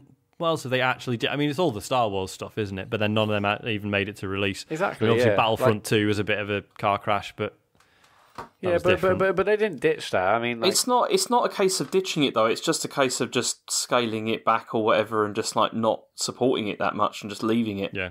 I don't think I don't think they're ever going to come out and just say, yeah, we're done with Anthem. Yeah, that didn't work or whatever. They'll just leave it, and it won't get much, and then eventually people will be like, oh, do you remember Anthem? It'd be a bit like that. I don't know, like. Between like this and Mass Effect Andromeda, which I defended to an extent, you do wonder if like that BioWare is still there anymore, or if like enough people have left and it's just never going to be quite the same again. Did BioWare also did Dragon Age, didn't they? They did, and they're doing a new one. There's a new one. Maybe they were working on that. Yeah, fingers crossed. Because Inquisition was all right. I mean, The Witcher 3 made it look a bit shit. But then Witcher 3 did that to a lot of games. So yeah, I think fingers crossed New Dragon Age is good, but it's a shame. Really wanted to like this, and I do not. So are you going to continue playing it for a bit, or are you even drawn at all? No, because curiously, so the reason I've been playing this, and this is, to be absolutely clear, this is not me being entitled or stamping my feet or anything. So I got a press code for it on Origin. And I didn't realise Origin now does this thing that their press codes like expire. So I can only play it until like the 2nd of March, and then it disappears from my account again. Which, again, fine, they don't owe me anything. But I think, especially with a game like this, that's incredibly short-sighted. Yeah. It just means no press are going to be touching it after. But 8 to 10 hours, maybe, okay, maybe I understand, maybe. Yeah. But a game's a service type game, like... Yeah, it's a really strange decision, that. As I say, they owe me nothing. I'm not even officially covering it for anyone, so whatever. But yeah, I think for those that are, I think that's a very short-sighted decision. Yeah, and I know like there is like a 10-hour EA Access trial. There is, yeah. Yeah, shame. Yeah, Anthem. Never mind, eh? Shame. Yeah. Right, is that it for you this week? That is it for me, yes. Thank God. James, do you want to do the emails? I could. If you want to email us, it's podcast@thecomputergameshow.com. Sean Thomas has emailed us, and he says, at the risk of turning the podcast into a parental gaming advice show, I have a question. Too late. Where do you stand with violence in games and playing with your kids? After 6 months of playing the Just Dance single-track demo, Mario Odyssey, and repeatedly telling my kids that the A button on the Joy-Con is always, always, always the button you need to press in Mario Party, I need to play something else for my sanity. So we spent the weekend playing ARMS and Zelda, which they adored. But later that day, they were scaling the sofa as if it were a mountain and hitting each other, shouting, "Kill the monsters," which my wife and I found a bit alarming given how hard we worked to keep them from older teen titles.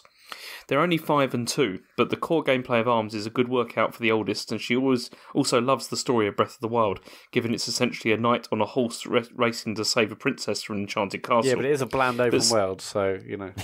Yeah, it's very cookie cutter. But seeing them so hyped and screaming at each other has left me wondering if it's time to find that 786th moon in Odyssey again. What's your take, and how do you manage your kids' screen time? Enjoying the show as much as ever, and was pleased to see Matt arguing so passionately about Crackdown 3 last week, despite being blatantly wrong, to keep David's legacy alive.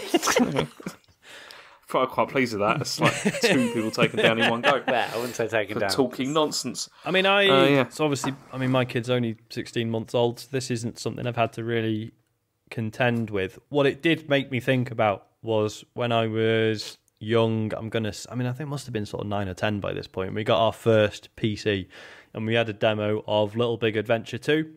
Oh yeah, I love Little Big Adventure.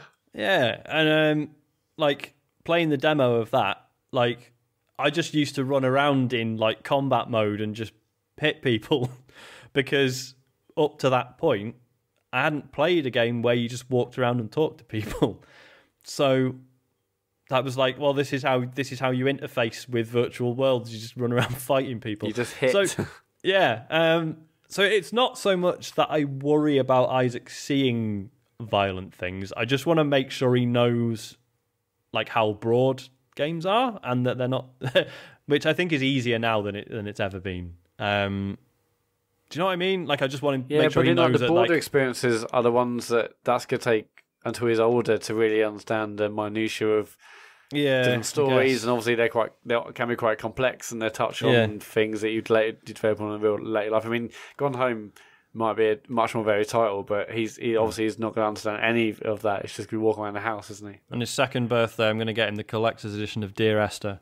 Yes, and he can play like any good 2-year-old deserves.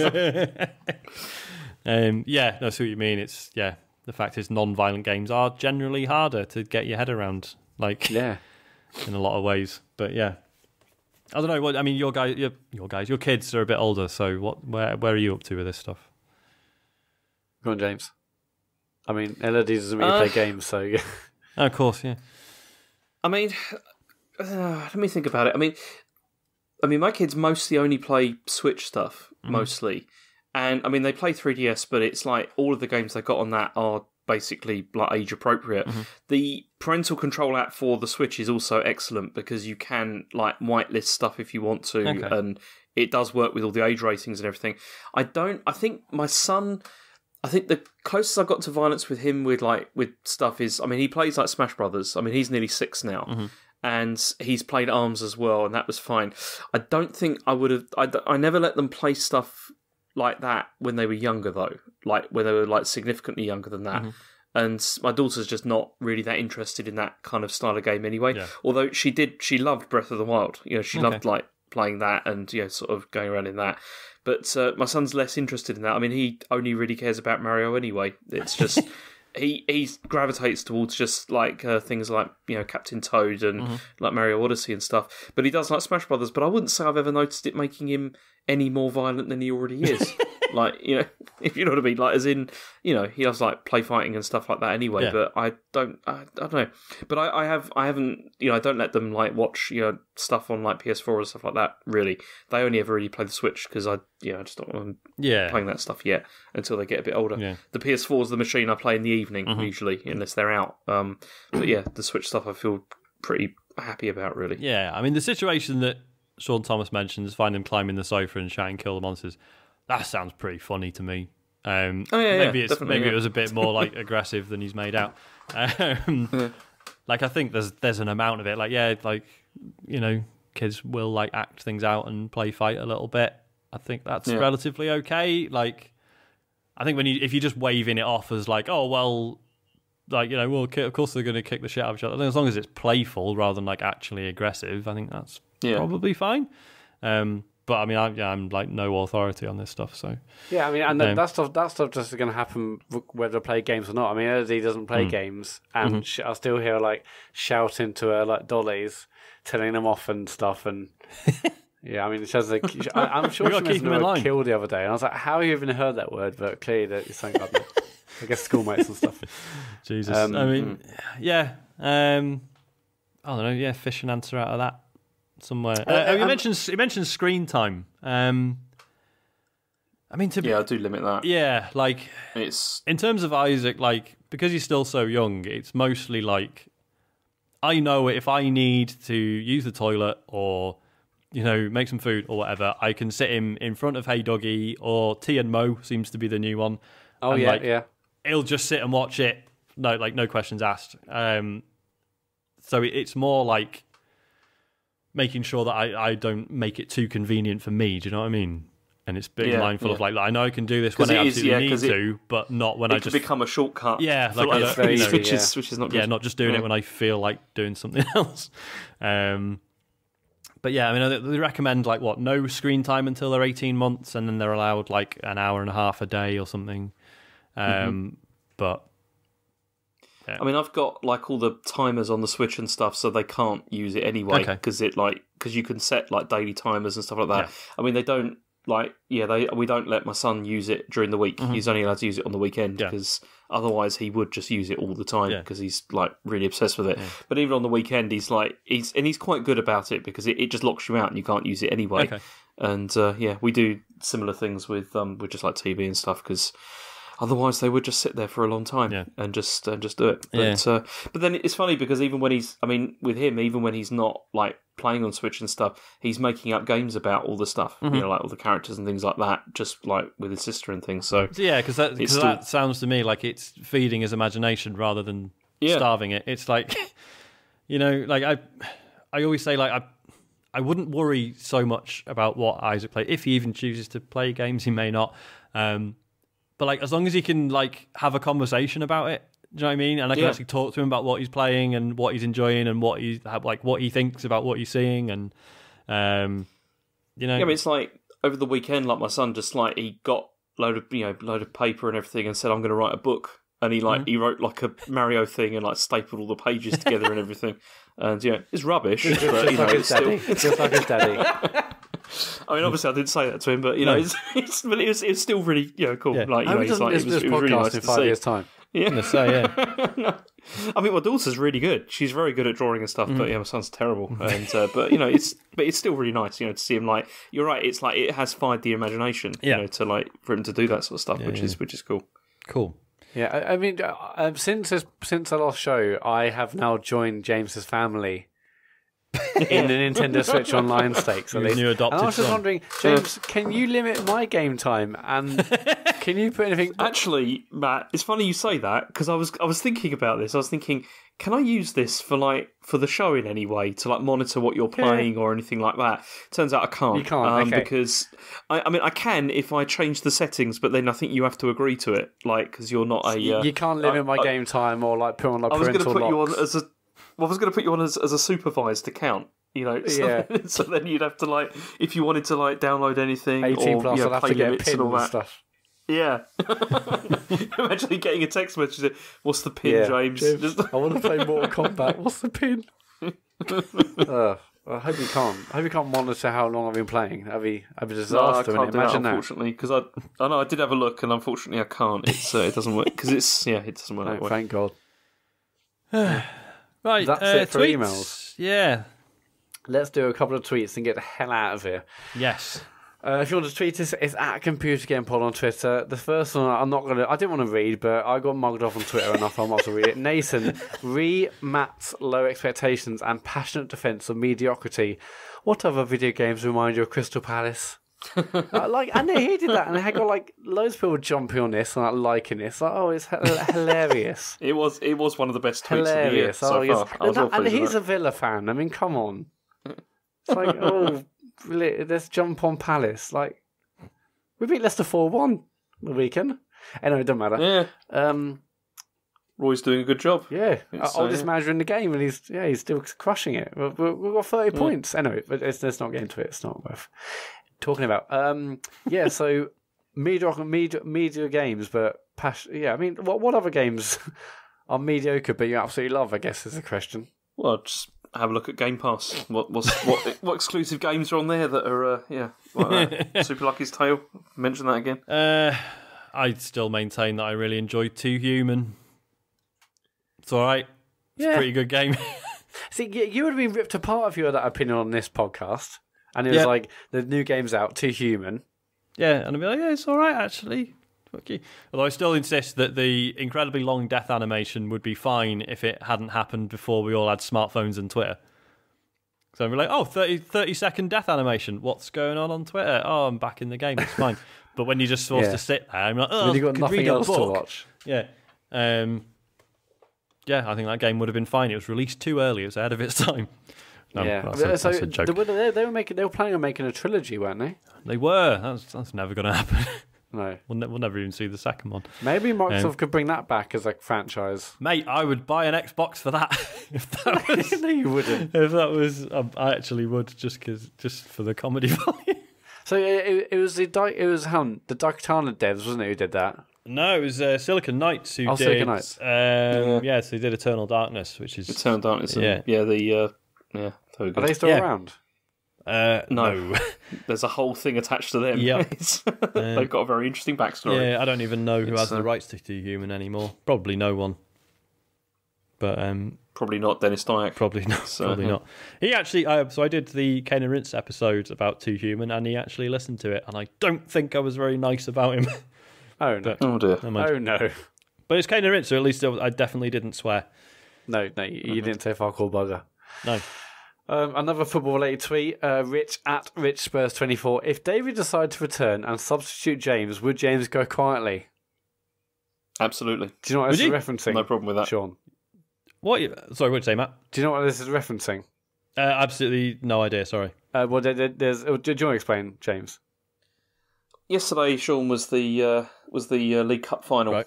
And Chelsea were playing Manchester City, and it got to the end of the game, they did extra time and it was getting close to penalties. Yep. The manager of Chelsea decided to take off the goalkeeper because to do a substitution, but the Chelsea goalkeeper Kepa refused to come off the pitch and just wouldn't come off. And in the end, the manager had to give in, and then he went crazy and hit things and then almost walked out of the stadium. It was very entertaining. Brilliant. But you wouldn't do that. But now you would they're just go, would saying you?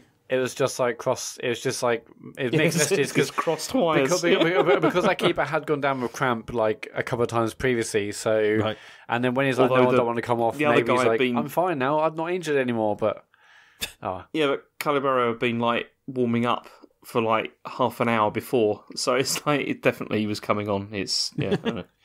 But it's a mess. But yeah, I mean, if they want to come and substitute me, that's fine. I'll go quietly. Christ. It's totally if fine. you just come back to actually, James, it's not working out. You need to go. You wouldn't go quietly. I was going to say, this is surprising to me. I thought you were actually enjoying this now. Yeah, I'm enjoying it now, but when Dave comes back, maybe I won't. Oh, right, okay. Actually, I'm out. I've done my time. It's never going to be as good as it was. Dave comes back and we're just like, right, we've kept it going. Here you go. We're off. We are done. Okay, last question. Future Exercise at Future Exercise on Twitter, of course. My wife is not a keen gamer, but currently can't tear herself away from Tetris 99 and occasional bouts of new Super Mario. Have tried to broaden her selection, but little success. She's set in her ways. Do your respective other halves partake or show much interest in gaming? I know we covered it before, but it's new listeners. Yeah, I mean, post Isaac, no. They used to, when we had free time, she wouldn't often play stuff, but certainly she'd really enjoy just sitting and watching quite sort of story heavy stuff. We did most of Witcher 3 together. Oh wow, that's a big one and stuff like that. Yeah, so that was really cool. But yeah, I can barely watch a fucking film in one go these days. So that's it. Anyone else? No. Okay. I get. Yeah, wife's got absolutely zero interest. I mean, she'll play Tetris, and that's about it. She did buy that amiibo plinth with other things. Yeah, that was a disaster. That was great. I still hate that thing. It's in my son's bedroom, and it's you go near it and it always falls down. It's so annoying. I don't know what she was thinking at all. It's just because I remember you when you first told us, and you're like, "This has just arrived," and Jen can't have ordered it, so I don't understand why it's here. And then it turned out she had.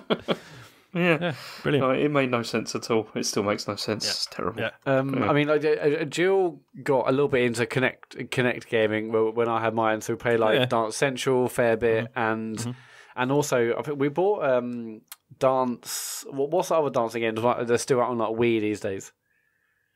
Just Dance? Yeah, Just Dance. Yeah. We bought it actually for Joe, for Dave's wife, I think for one of her birthdays, and we all played that, and played a bit of Rock Band, but that was and also I guess SingStar when that was mad. I used to love SingStar, man. Good times. That was about it though. I mean, obviously nothing before that and nothing since that. It's not, and also obviously we've got very little time, and no, it's a no. Yeah, it's a big fat no. I'm just thinking the last games that New really got into. She really got into Tokyo Jungle for some reason. Okay. And Stardew Valley, she like literally put like 150 hours into it or something. Yeah. Well, what about Life is Strange? Life is Strange. Did you guys play that together? Yeah, the first series. Yeah. But yeah, it's like, I mean, part of the reason, like, it took me a while to play the first episode of Series 2 because I was like hoping for an opportunity to play through it with her, and it just wasn't happening. So just had to go ahead and play it. So yeah, still not played the new one though. Yeah, I do. We need to get that sorted. Yeah. But yeah. I mean, I'm glad I wrote notes down because I would have forgot. Did you write any notes down, James? Of course not. No, I'll have to. Great. You're never going to remember. You're not going to remember anything by the time we get around to recording. Play it again. I can remember a couple of things. Play it through again. Yeah. It's fine. Yeah. Right. Is that us? That is us. Yeah. It is. Do you want to do the end bit? Yeah, let's get round. So we're streaming. Tonight is Wednesday night. If you're listening to this on the day it comes out, I'm streaming Resident Evil 2 live on twitch.tv/computer game show for 9 o'clock. Watch me play that game and get through it, hopefully. Don't know if I finish it on tonight, but I'll get it close. That's tonight at 9. On Friday at 9, James is back for more Deadly Premonition. He's still loving that. He still hasn't had a shower. There were flies in every cutscene. And it was actually making me feel a little bit sick, James, when I was watching you on Friday. It's grim, isn't it? Like, it's funny for a bit, but I was like, I'm actually, because the flies, are the flies getting bigger? I don't know. I mean, I'm leaving it until he's a complete wreck. It's horrible. Is my plan. Because also he's looking unshaven as well now, which is he's pretty getting a good. bit stubble now, but he's having like normal conversations with people in like restaurants and places, and there's flies everywhere. And I was like, it's starting to make me feel a little bit unwell. But nobody seems bothered. No one's bothered. No one's even mentioning it, which is, it's just us have to suffer through that. Mm-hmm. Anyway, so that's Deadly Premonition Friday at 9. I'm back for Bloodborne Sunday at 9 p.m. and Sean is streaming any game at this rate. Hang on.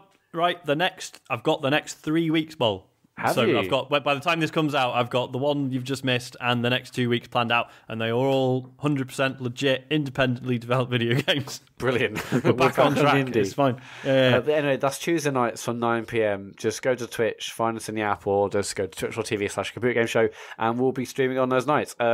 Twitch sub. If you've got Amazon Prime, you also have Twitch Prime, and with that, you get 1 free sub a month, and we really appreciate it if you gave it to us. Also, that thing, you have to basically go in every month and reapply it. It's not like a one and done thing. So if you have a time and you've subscribed before and it's been over a month, we again really appreciate if you to go back and resubscribe. That really makes a huge difference. Yeah, it's just really nice. It's really, really good, and we really appreciate it if you were to do that for us. Also, Apple Podcast reviews. They take 2 seconds. If you're on iTunes or Apple Podcasts, leave us a review. They really help. That's it for now, I think. Cool. Thanks for listening. I always keep forgetting this. We are playing a live show at Rezzed. I know we mentioned it at the top. I'm not. James isn't because he doesn't care and he's got better things to do. Yeah. Saturday, 6th of April. All you need is a standard day ticket for Rezzed. It's in London, Saturday, 6th of April. Come and watch us do a live podcast on stage. Dave will be there. James won't, but we'll still have a right old good time. Yeah, man. It's going to be good. I'm excited. Right. Thanks very much for listening. I hope you've enjoyed yourselves. I know I have, which is the main thing. And thanks for letting us be natural. Goodbye. Goodbye.